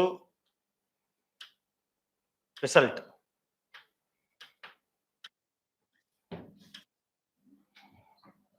Lok Sabha lapse. Lok Sabha, Rajya Sabha lapse. Right? So Rajya Sabha, Lok Sabha lapse. Don't lapse. Rajya Sabha, President's assent, joint sitting. Originating, pending. அவ்வளவுதான்.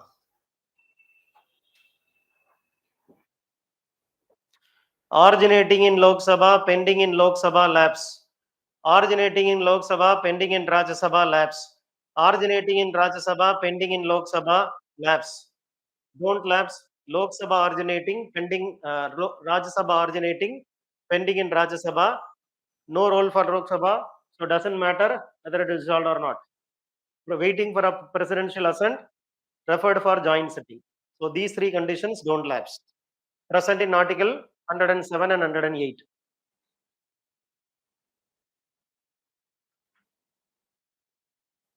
Right? You have these things in Article 107 and 108.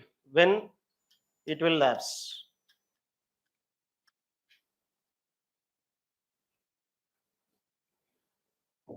First is what? Pending in Lok Sabha. Wherever pending in Lok Sabha, lapse or not.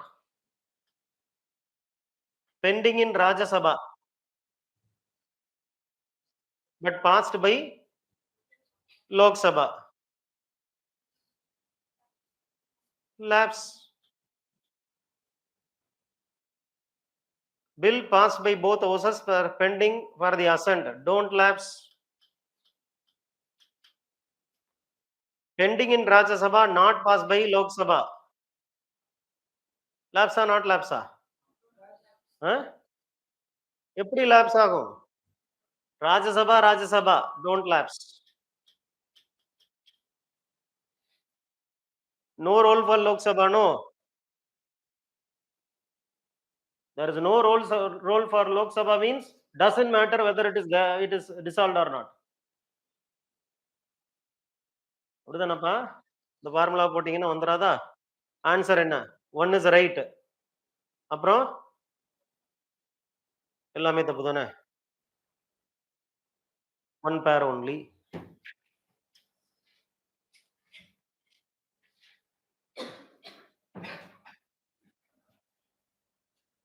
In case of any conflict between fundamental right and directive principle, always formal will prevail, violates doctrine of harmonious construction.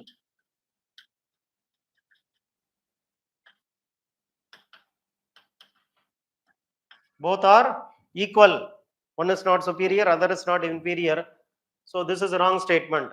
Fundamental rights are justiciable, whereas DPSP non-justiciable is a right statement, because non-justiciable is present in 37 DPSP. So 2 is right, 1 is wrong. This is the right answer.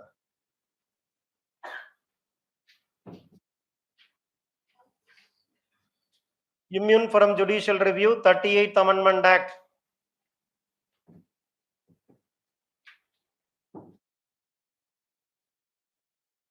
1975, which was repealed by 44th Amendment Act. So now, because of 44th, there is judicial review.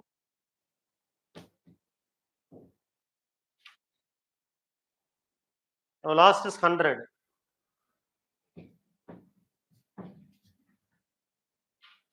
34 gives president the power, parliament. No mention of any grant of power declare. Is there any constitutional provision where there is a power given to somebody to impose a martial law? No. Martial law never invoked. Yes. So first statement, instead of parliament, we have given president, which is why first statement is wrong. What is 34 saying?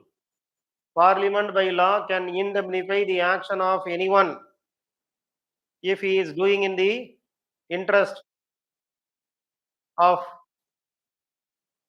law and order, but in the process he is violating the fundamental rights of somebody. He will be indemnified by the parliamentary law, meaning he will be saved by the parliamentary law, meaning his actions will be compensated by parliamentary law. For example, you are IPS officer, SP. So you are, ordering lathi charge or firing. In the process, some people are killed. Why you gave the firing order? Because you have to protect the law and order, which is why you ordered the firing order.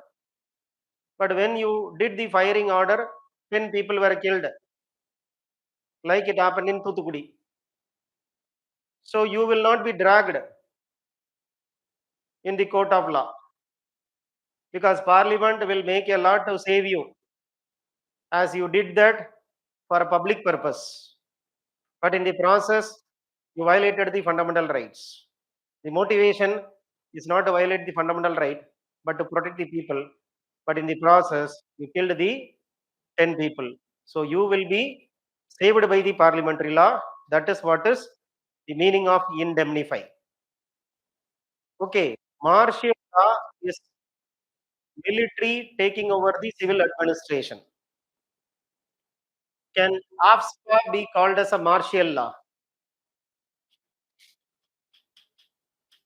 AFSPA 1958, Armed Forces Special Power Act, giving military power to shoot to kill based on suspicion. Simple. Such a draconian means military can shoot to kill a person if they suspect that he is a dangerous fellow.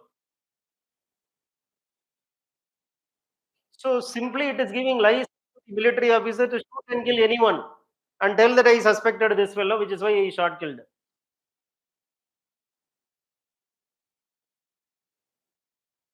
AFSPA cannot be called martial law. Martial law means civil administration should go, military rule should come. Because of AFSPA, civil administration is not going. It is not about military taking over the entire civil administration. No collector, no SP. Not like that. Collector will be there, SP will be there, but military also will be there. And in such situation, you will have very less work as an IPS officer, because everything will be done by military. But you will be existing. Simply go to the office, read the newspaper, and come to lunch for your home. Thereafter, next day only you will go, if you are in that area. Military, martial law means what? IAS will not be there, IPS will not be there. Entire civil administration will come under the military. But that is not there in APSPA, no. So therefore, APSPA cannot be called as martial law. Okay. So with this, polity related discussions are over. Suresh Kumar sir will come for current affairs discussion. Do well, all the tests. Try to work upon your limitation. Every test you should learn.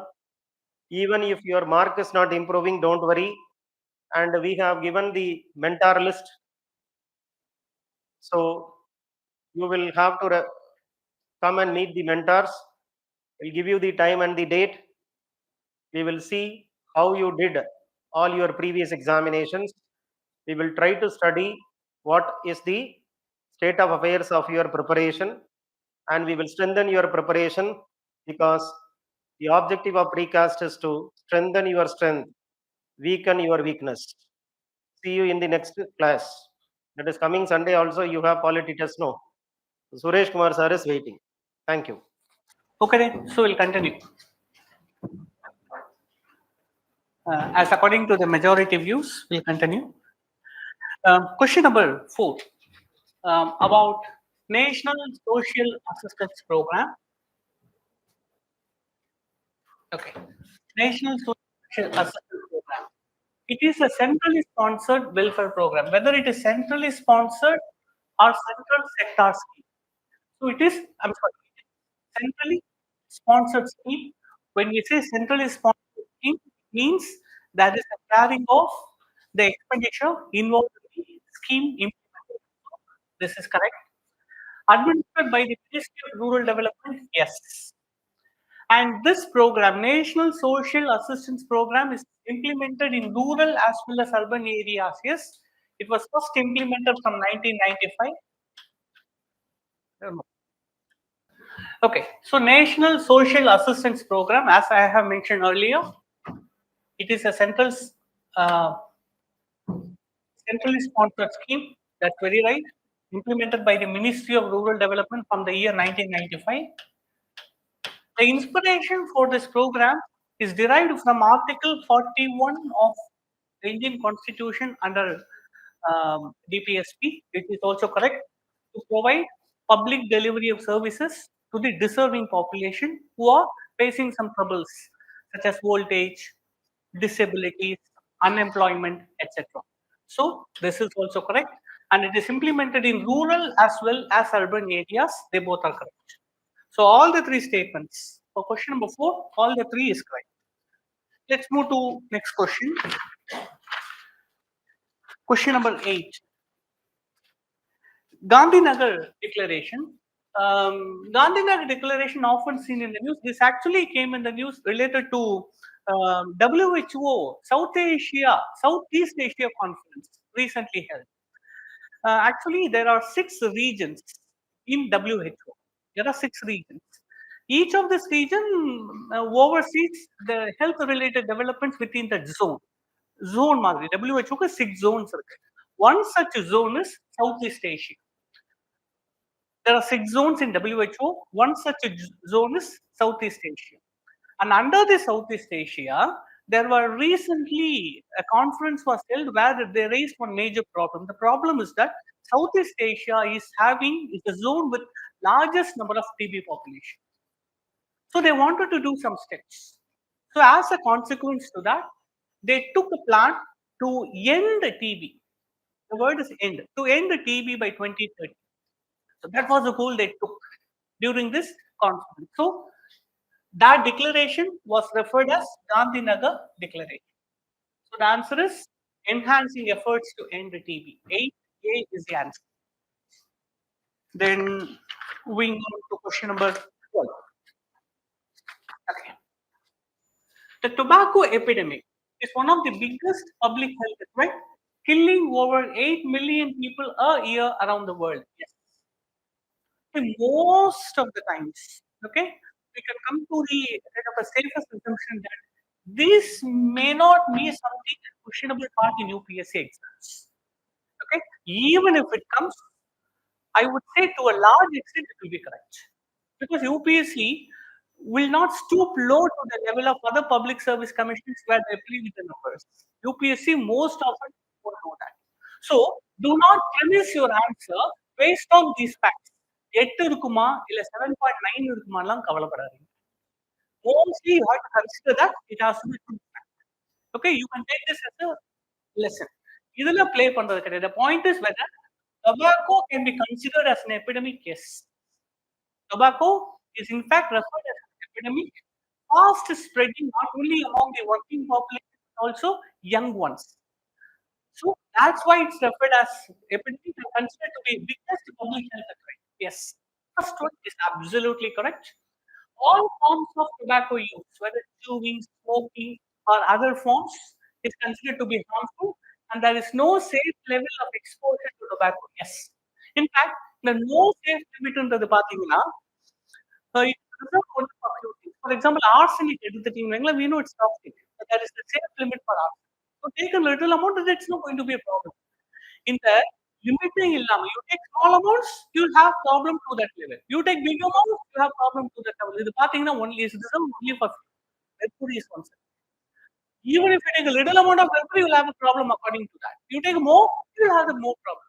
இதே மாதிரி இன்னொன்னு என்ன சொல்லுவாங்கன்னா, இது no threshold limit. It's called as uh, no threshold limit, called as NTL. No threshold limit. Limit கிடையாது. Minimum limit, maximum limit கிடையாது. Any much you take, it is going to be a problem. This no threshold limit is applicable not only for tobacco, it is also applicable for another one which is called a radioactivity. If you're exposed to low amount of radioactivity, it's going to cause a problem. If it's a higher level, it's also going to be more problem. So that level of warning is given to tobacco. That there is no safe level of exposure to tobacco. Yes. That is also. India has completely banned the sale of e-cigarettes. Yes, there was an act called as Prohibition of Electronic Cigarettes Act, 2009. Prohibition of Electronic Cigarettes Act, 2019. Remember, it's a specialized act. It's a dedicated act for e-cigarettes. So India has completely banned the sale of e-cigarettes. Yes, but there was another law called as CODPA. Okay, Cigarettes and Other Tobacco Product Act, 2003. Okay, CODPA.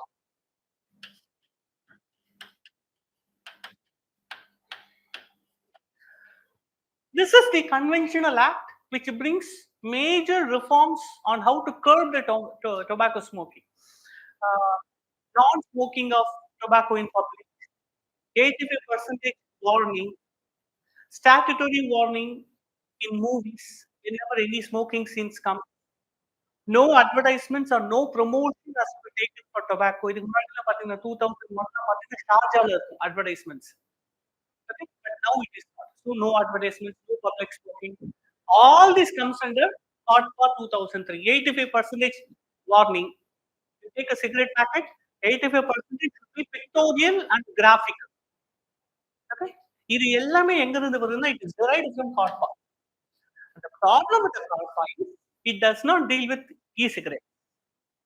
The CODPA doesn't deal with e-cigarettes. So we wanted e-cigarettes is something a recent phenomenon. So in the recent phenomenon, it was considered to be an alternative of conventional smoking. But what was later found out is that people can, any person can buy it, and they can even smoke it with their phones. So young population are more vulnerable to e-cigarettes. So that's why they brought a new act for that. So we can say from 2019 it has been banned. India is the first country to ban anti-tobacco warning advertisements for smoking scenes and OTT platforms. Yes. I also want to tell you, OTT platforms, it mostly works on the principle of self-regulation. What is been available for conventional, it is called as censorship. That is not applicable for OTT platforms. So they work on the principle of self-regulation. So all the correct answer. All the question number 17. Okay. Pradhan Mantri Jan Arogya Yojana. There was one holistic, comprehensive health sector scheme called as And the Ayushman Bharat has two components. One component for primary level healthcare and another component for secondary and tertiary healthcare. You know, there are three levels: primary, secondary, and tertiary. For primary level, they have included a refurbished PhD called as Health and Wellness Center. You know, nowadays PhD is not anymore called as PhD. It is called as Health and Wellness Centers, HNWC. So this will take care of the primary health needs. And for the secondary, this is one component of Ayushman Bharat. The second component of the Ayushman Bharat is Pradhan Mantri Jan Arogya Yojana, PMJ. Short form la sona PMJ. Okay, so PMJ, Jan Arogya Yojana. Okay. Uh, this will take care of the secondary and the tertiary needs of the population. This is fundamentally a health insurance. Jan Arogya Yojana is fundamentally a health insurance scheme in which each family made available the maximum of 5 lakhs. 5 lakhs per family. Maximum, not minimum. Maximum of 5 lakhs per family without any upper limit on the family size. It may be 10 people, it may be just 3 people, it doesn't matter. Without any upper limit on the family. That's something very unique with this. And next point is this Pradhan Mantri Jan Arogya Yojana. This scheme was inspired from the National Health Policy 2017. This is a scheme, PMJ, inspired from National Health Policy 2017, which envisions towards universal health care. It is aiming for universal health care, covering all aspects of public health needs, primary, secondary, tertiary, at all. So they wanted to give such a comprehensive universal health care, and for that, this scheme was launched. So this is in fact inspired from Universal Health Policy 2017. And who manages it? National Health Authority. Yes. But earlier, this National Health Authority was referred as National Health Agency. It was earlier referred as National Health Agency in 2019. Why 2019? Because it is this year, this scheme was launched. And they wanted a national body to oversee their activities. So what they did, they rechristened National Health Agency into National Health Authority for overseeing the implementation of this program. So second is also perfectly correct and one is also correct. 17, both 1 and 2 is correct.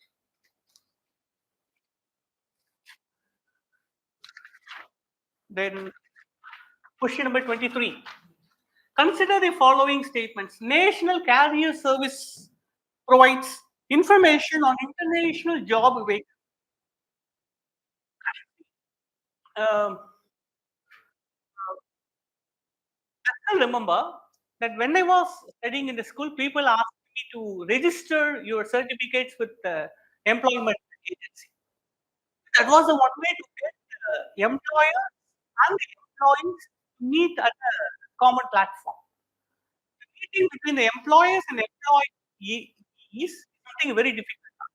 Government wanted to bridge it. So there is, as of now, there is a gap between the employers and the employees. Bridge that gap using the Digital India platform, they introduced what is called as National Career Service.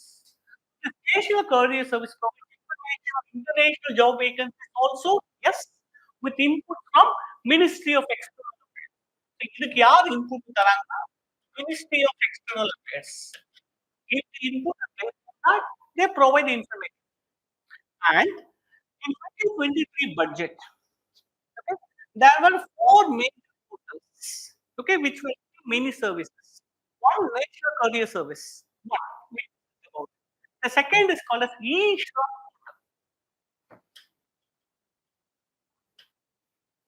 So this is a portal for informal sector. This is a portal for informal sector, e-shop portal. Then another one is Udyam. Udyam portal is most of the MSMEs, they are the fine tools in the mission that our economy depends on. But these are not very well registered. If they don't register, much of the benefits and the priority lending that government extends, they don't make it available. So we have to formulate MSMEs which are widespread formalized upon the register. There's a lot of complications. So they wanted to make it easier. Udyam portal is that. Udyam. So Udyam is an online portal for zero cost, zero fee registration of MSMEs. Zero cost, zero fee registration of MSMEs. Easy to register. என்ன பண்றாங்க எல்லாத்தையும் formalise பண்ண try பண்ணு. They want to bring it everything so that we will have a comprehensive data. So, nature civil service, e-shram for informal sector, and Udyam for MSME, and the fourth portal is ASIN.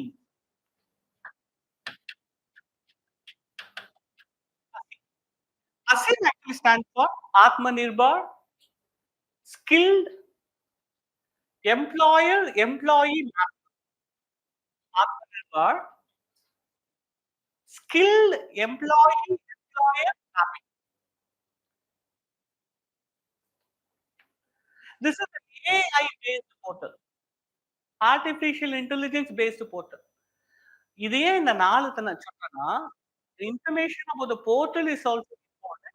But another important point is in 2023, budget decided to merge all these four portals into single online portal.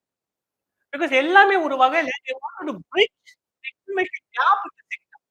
Who runs the industry, what skills they need, and based on the skills, how many students are available to get engaged. They wanted to give a comprehensive information about all that. So in 2023 budget, they have merged all this. So second statement is written. Persons registered in the National portal can search for jobs in the National Career Service. Yes, earlier that was not. Before 2023 budget, this is different. This is different. But after 2023, it was merged. So true. Both 1 and 2 is the answer for the question. Question number 27. Okay. இது ஃபுல்லா படிச்சு 8 o'clock ஆகும் பரவாயில்லைங்களா? So they're giving something. This rice is also known as magic rice. Is it the rice? And holds a special place in Assam. Okay, that's it. Assam. This has to originate from Assam. And it is mainly cultivated in the Brahmaputra Delta. Second clue. And it is a staple for the rest of the Oro dynasty. Okay. Semi-glutinous. These are the important characteristics of the said rice. If you say these are the characteristics. Tokali. Tokali எங்கிருந்து வருது? Kerala. This is actually a salt tolerant rice. Backwaters cultivate பண்ணுவாங்க. It is usually cultivated in between June and now. But the backwater is not much interest. In the time புரிஞ்ச அப்புறமா backwaters enter. Well, rice cannot be cultivated. Then the same thing will be in cultivation. So it's the same land. Water level is low.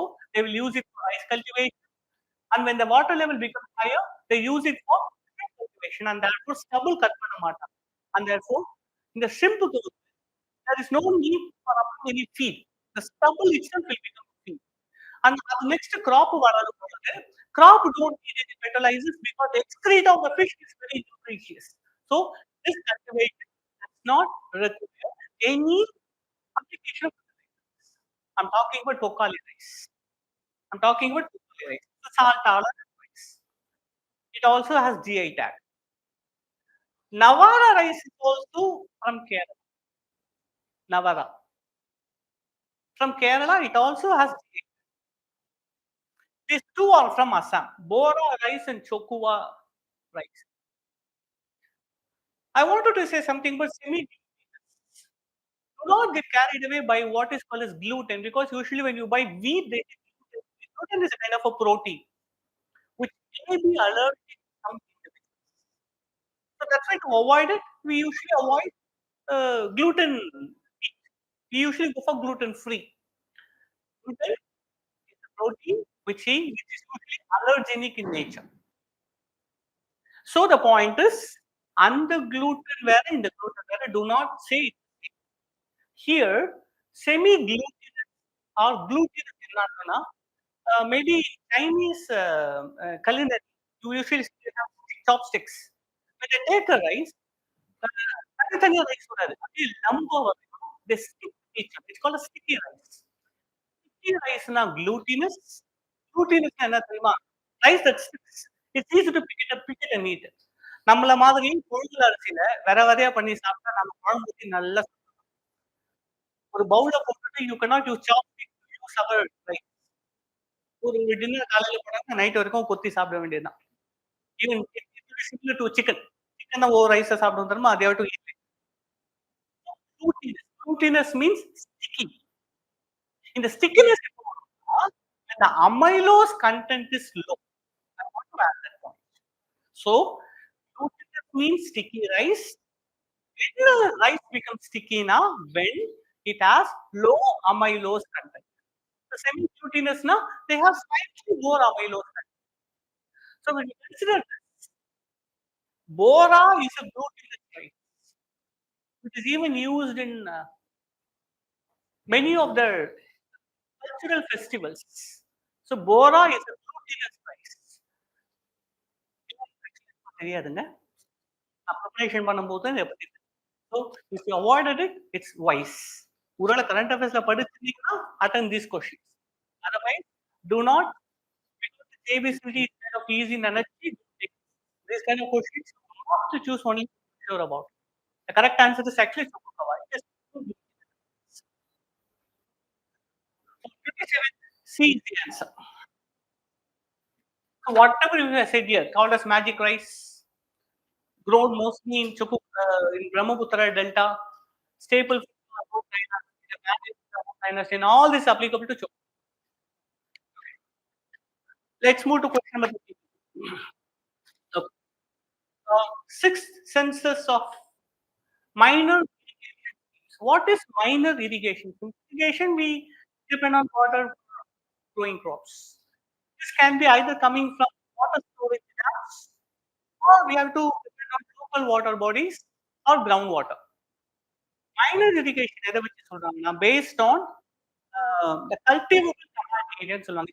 CCA, cultivable command. Simply means என்ன தெரியுமா? Cultivation size. When the cultivated land size between 2000 hectares, that is referred as minor irrigation. From agriculture perspective, this is a small area. So any irrigation they for this area, it is usually referred as minor irrigation. ஒரு பெரிய டேம்ல இருந்து தண்ணி வந்தாலும், but if it's a big dam, that dam will cover large amount of irrigation needs. It will usually more than 2000. Only if it is smaller, it can kind of meet the needs of these areas, right? So that itself will be self-explanatory. So when an irrigation scheme covers only 2000 hectares of land size, that is called as minor irrigation scheme. Minor irrigation scheme surface water and groundwater. Yellow area அதுதான் ground water. Okay, this is what the concept of minor irrigation is about. It is published by Ministry of Electricity. ஆமா, இந்த statement தப்பு பண்ணவே அப்படின்னா 8 கால் பூச்சிக்கு எத்தனை கால் கேட்கிறமா? எத்தனை கால்? 7 கால் இல்லையா? Okay, so this is correct. Okay. According to the census, Tamil Nadu is the lead state in terms of minor irrigation schemes in India. Maybe you might have thought about dams are not as much in India, like in Tamil Nadu. So minor பெரிய dams இல்லாத போது you might have thought about minor தான் இருக்கணும்னு நினைச்சிருக்கீங்க. But யோசிச்சிட்டீங்கன்னா kudos. But the right answer, according to the census, it is not Tamil Nadu, it's Uttar Pradesh. Uttar Pradesh is a leading state in terms of minor irrigation schemes. The surface water schemes are the dominant type of minor irrigation over the last 2 years. It is focusing on which particular aspect of environment? What kind of water that they focus on? Groundwater. Because that is under huge stress. For both the domestic as well as industrial needs, we draw a lot of this groundwater. Therefore, just think about it. About the same logic here. Surface water is what? It is the groundwater, which is the dominant type of minor irrigation schemes found in India. So minor irrigation என்னன்னா land size கம்மியா இருக்கணும். அதுக்கு அதிகமா தண்ணி எடுக்கிறோம் ground.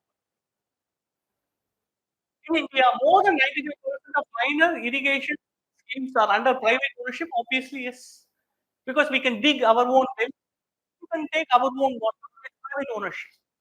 If it's a dam, then it's public ownership.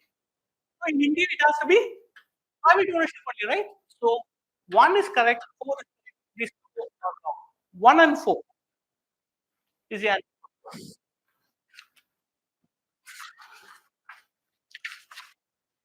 Question number 38.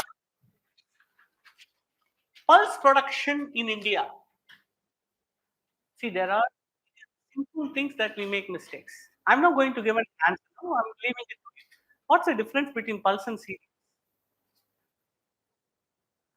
Uh, pulse and serials kind of difference. Obviously, yes.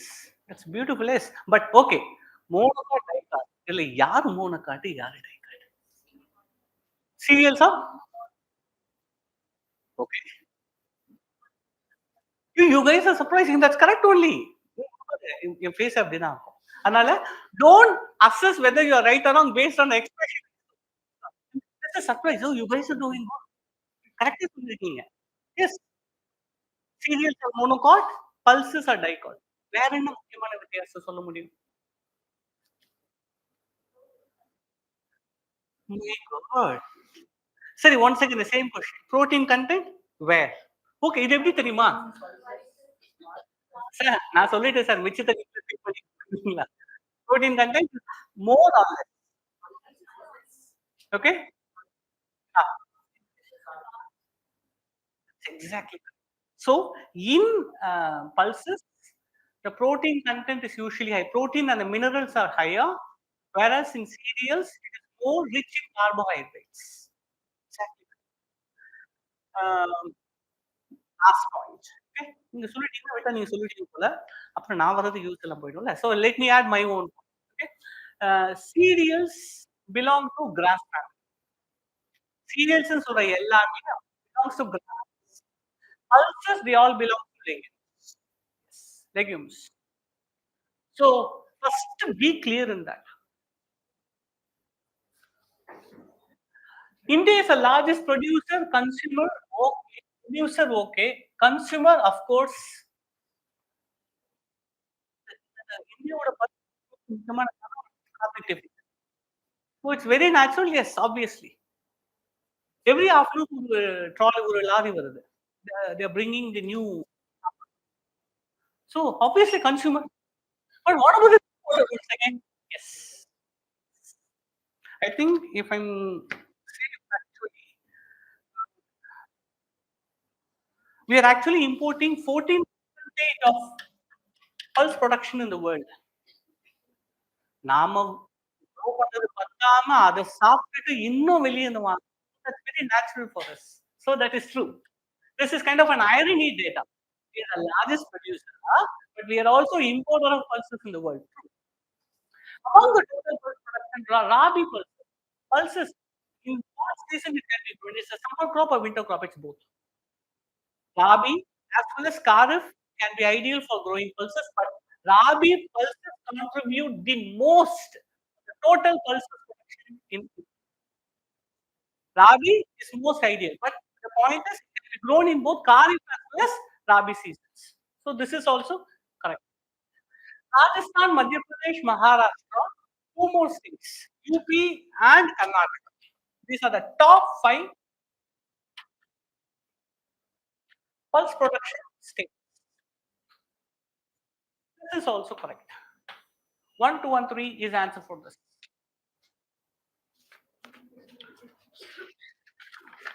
Question number 42. Recently, The government has introduced an amendment bill to reiterate the coastal aquaculture. Remember this, we discussed about the concept in last. So, in this context, which of the following explanation best describes the term coastal aquaculture?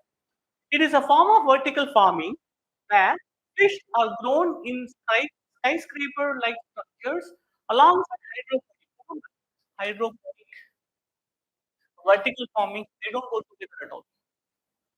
And uh, we are talking about coastal aquaculture. Aquaculture means growing fishes and other aquatic organisms. Hydroponically, we use only plants. So if you just apply what the concept of aquaponics, that itself will destroy it. Epo crops, so for example, broccoli rice, I told you, right? That can be similar to aquaponics. If growing a crop associated with an animal farming, it is to be called as aquaponics. But here we didn't say anything. So by the simple look at what hydroponic is, you can clearly see this is wrong. When we say coastal aquaculture, then we say artificial environment. That also becomes wrong. Because we want to grow in a natural ecosystem on the coastal regions. See, this is how, if you're not very sure, try to look for the keywords in the statements. That will help you to eliminate wrong ones. It is the fusion of food farming. Since when cows started? No. So it remains to the last one. This is the correct answer. It is a hybrid practice of agriculture, aquaculture, and forestry where fish, crops, and trees are grown in a complex ecosystem. 40-second D is the answer. I'm sorry. I'm sorry, no? I'm sorry. நீங்க இவ்வளவு நல்லவங்களா? Yes. Sorry. It refers to see. This is correct. It's a complex ecosystem, but it does not involve forest. Sorry for this. It refers to the correct key is C. It refers to sustainable cultivation of aquatic organisms in artificial environment. Why it is artificial? You need to see that it is a closed system. Okay, C is the correct answer. It's a closed ecosystem with enclosures. They usually kind of create a kind of a restricted area. They have special nets. So it is in the context it is considered artificial. But if you ask me whether this coastal aquaculture is in fact artificial, it is not. It is to do this aquatic farming in the natural ecosystem. ஆனா ஃபிஷ்ஷை வளர்த்து நம்ம சொல்லணும் இல்லையா கிளியை வளர்த்து பறக்க விட்ட மாதிரி இல்லையா keep the enclosure. Otherwise, the whole purpose is not there. So, in the context I said, but looking at the key, this is the right answer. But remember, it is not truly artificial. I want to reiterate it. The answer is C. Question 46. APDA, Agricultural and Processed Food Export Development Authority. It is a legal body. APDA Act 1985. Is a legal body, of course, responsible for promotion of which of the following products? All the six. Chocolates, all the six is the answer. 46 B is the answer. 51. In the context of Indian Prime Minister's recent visit to Greece, which of the following statement? Greece, it is almost in the southeast of Europe. Greece is a peninsula which opens into Mediterranean Sea. Africa, Europe, நடுவில் Mediterranean Sea இருக்கும். அந்த European டிப்ல இருக்கிறதா below we have Africa, Libya இருக்கும். And above is the Mediterranean Sea, and above we have Greece. So it's a peninsula which opens into the Mediterranean Sea, correct? It has direct borders with Turkey, yes. Greece is one of the most frequently visited countries by Indian Prime Minister. In fact, we have visited, our Indian Prime Minister visited after 40 years. 1983, Indira Gandhi visited Greece. And after this 1983 visit, 2023, it was a Modi visit. After 40 years. So this is wrong. So 1 and 2 is the answer for this. 51, 1 and 2.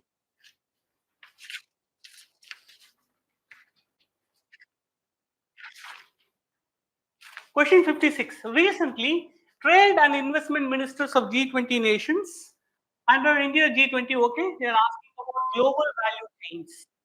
So global value chain, the concept is very simple. For example, if you take iPhone, the design and the R&D and the software developments, proprietary software, they're all designed and developed in California, USA. But the supplier of the parts are from different companies such as Samsung, Foxconn, Qualcomm, etc., which are from Asia. Assembly of that happens mostly in China, Vietnam, and also in India.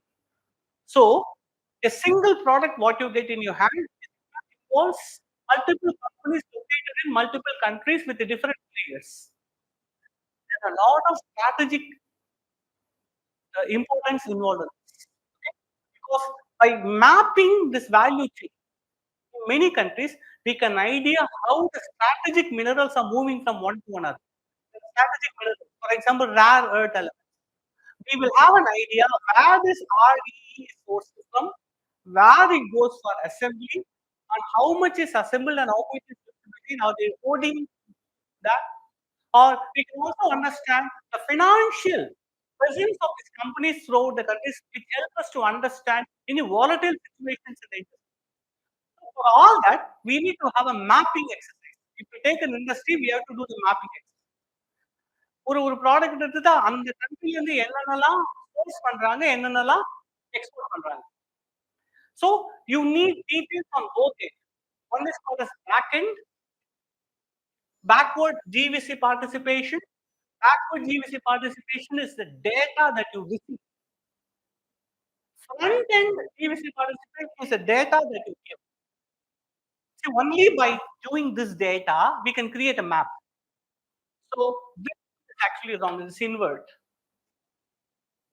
First one, GVC, global value chain, consists of intricate production networks. In fact, this is called as International Division of Labor. The GVC is also called as International Division of Labor. G20 generic framework for mapping GVC is a voluntary and non-binding generic mapping framework. Yes. And one is also correct. Two is wrong. The answer is C. One and question number 61. With reference to G20, which one of the following statements is not correct? B20. See, under auspices of G20, many subcommittees and subconferences also held. B20 is meant for business communities. And the business leaders to meet under the leadership of G20. That is perfectly correct. The theme of G20 also Vasudhaiva Kudumbakam. One earth, one family, one future. And it is taken from Mandukya Upanishad? No, Maha Upanishad.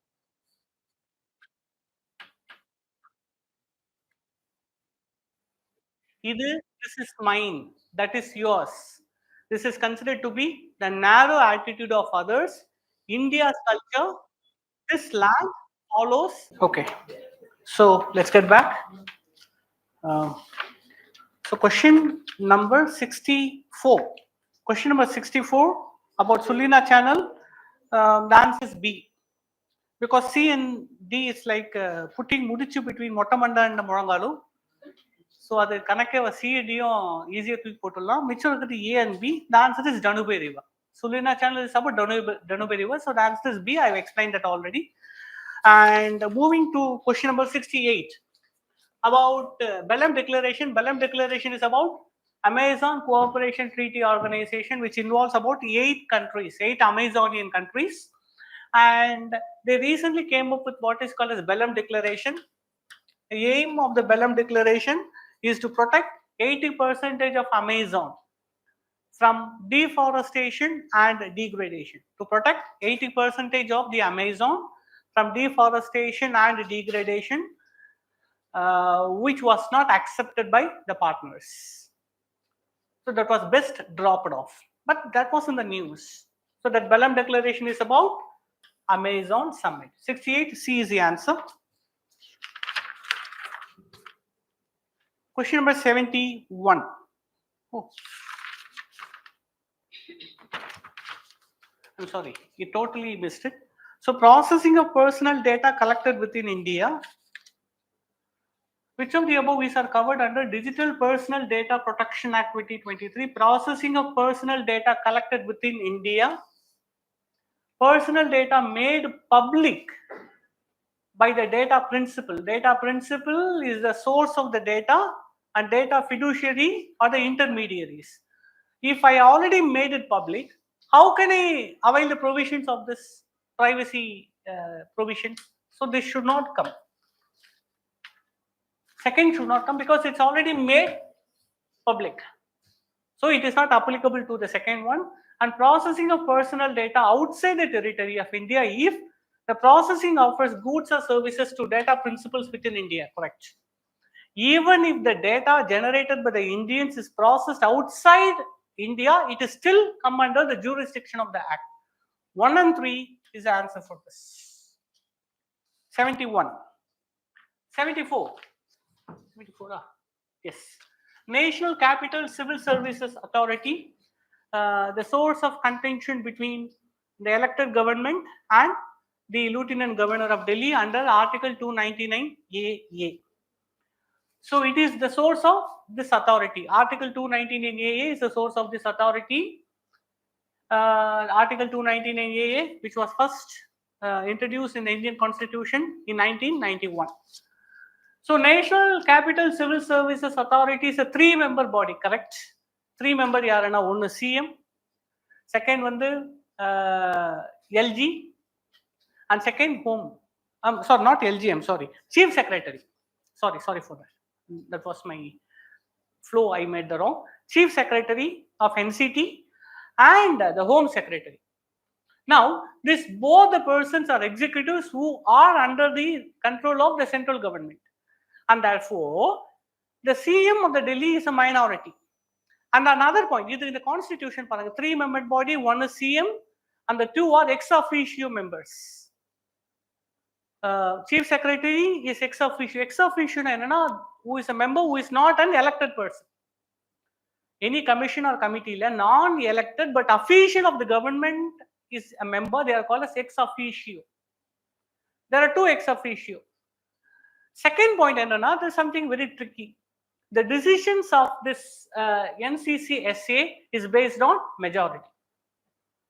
And therefore, so it's a 3-member body, but the 2 are representatives from the central government. And they take decision based on majority. So they deal with all the personal management of the NCT persons, it is regulated by that, except these 3. Except these 3, public order, police and land, correct. The recommendations of the authority is binding on the Lieutenant Governor. No, it is not binding. Binding on the prachana kadayadu. It is not binding. So 3 is wrong, 1 is correct and 2 is correct. So only 2 is the answer for this. 74. Question. This actually was called as dual power center, one of the important concept in mains. Okay. Dual power center. 77. Okay.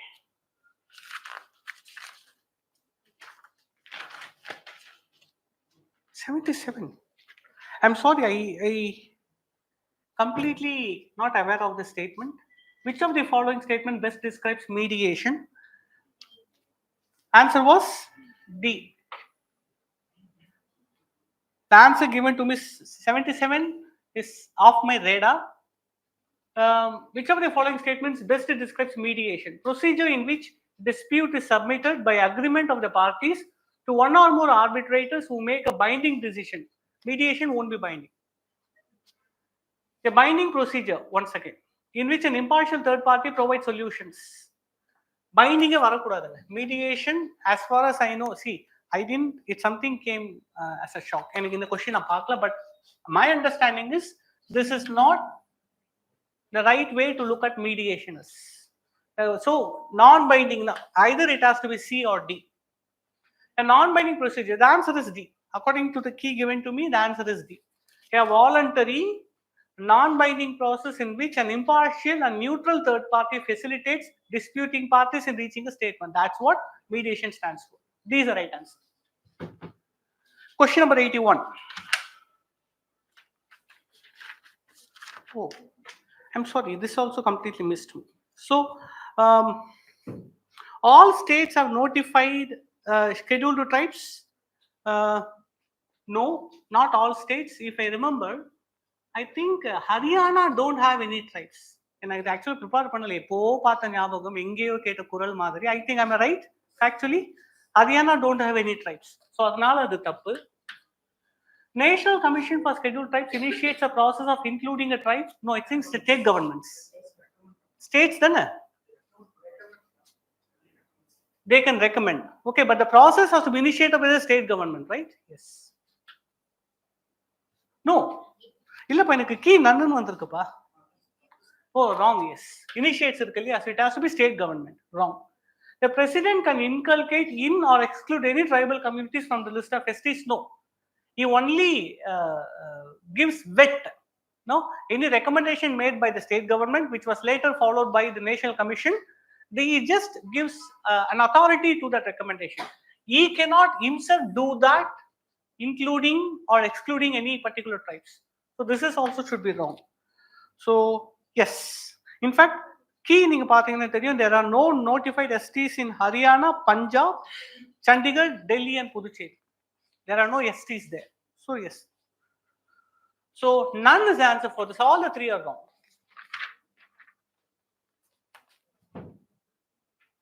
84.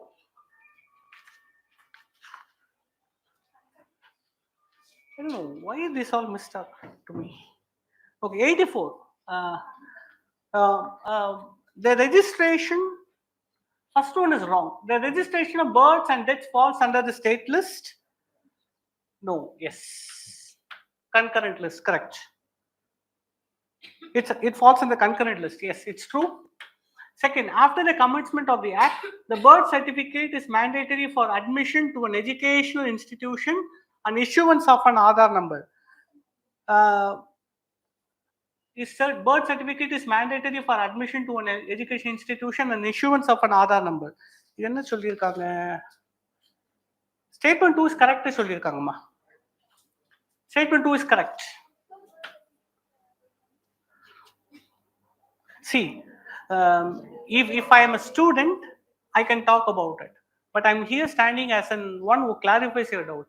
அங்க என்னோட நான் வந்து I have to look into that and then only I can answer.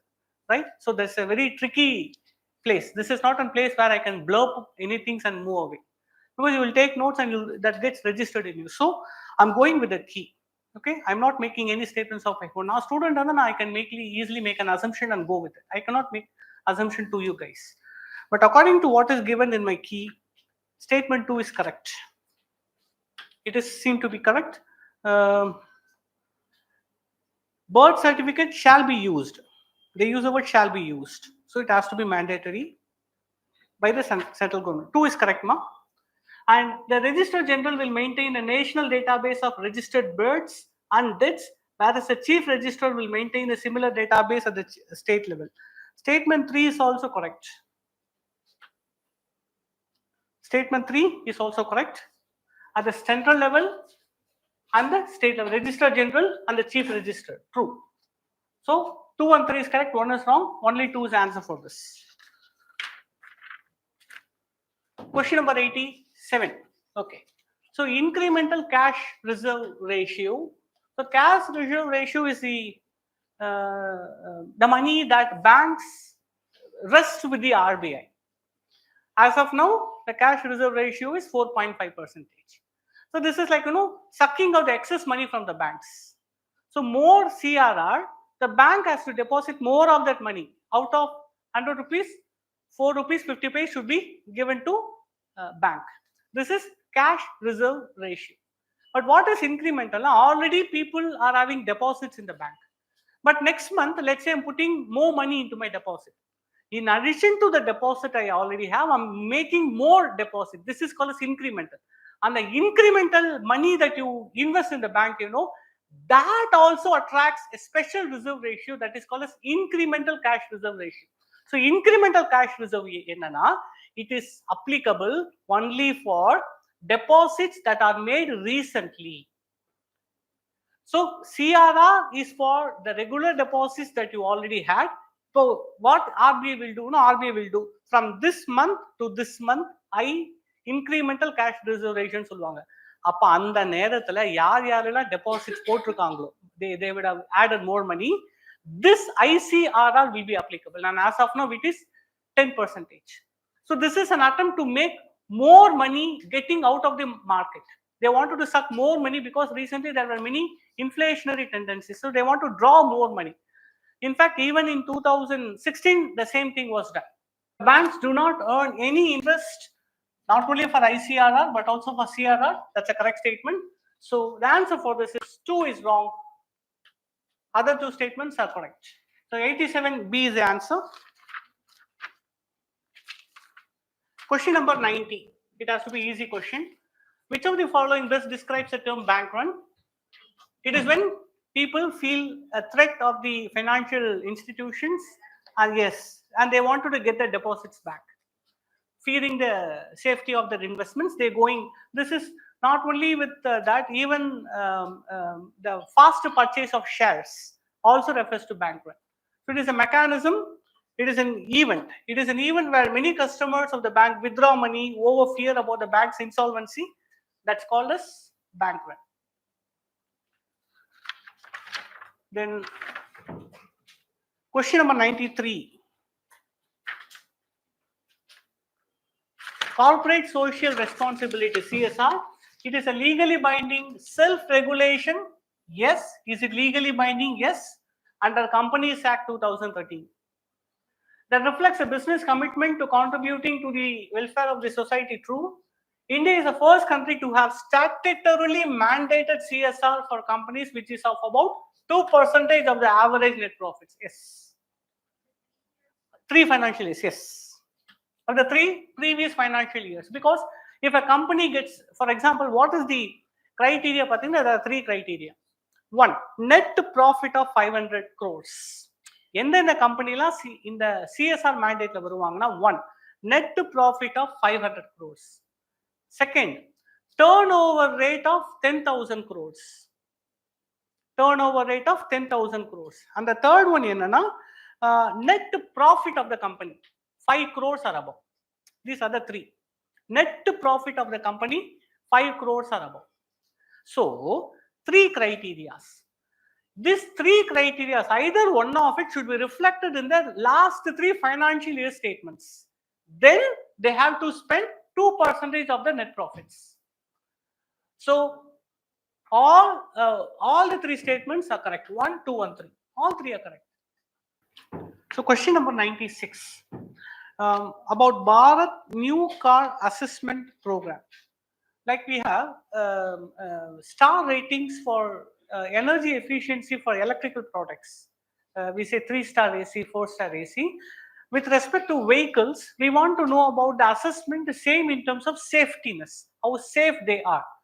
So on the safety based பண்ணி தர rating தான் NCAP, NCAP அப்படின்னாங்க, National Bharat New Car Assessment Program, NCAP.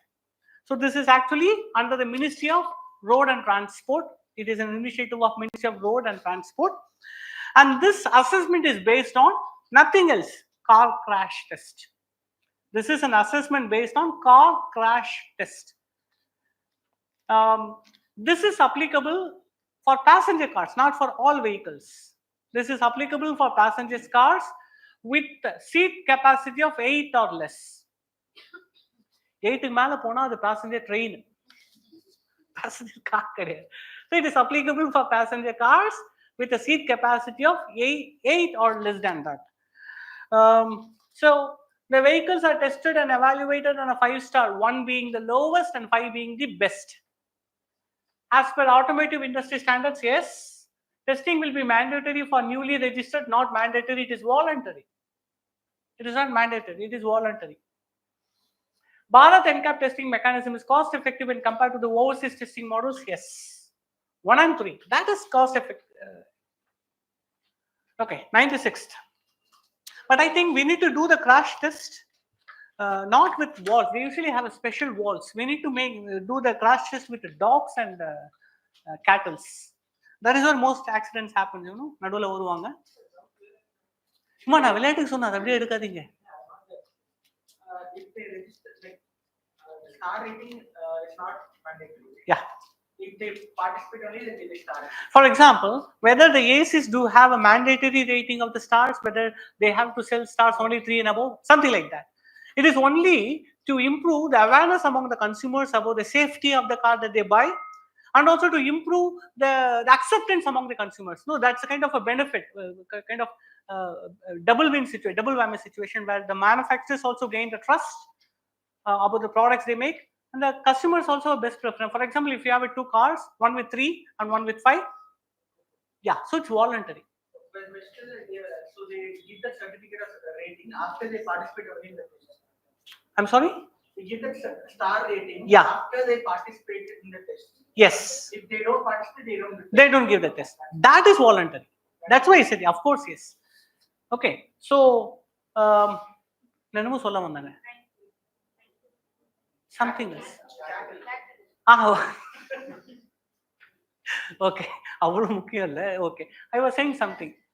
Yeah, see, actually in Indian cars, the airbag is being made mandatory according to road safety rules.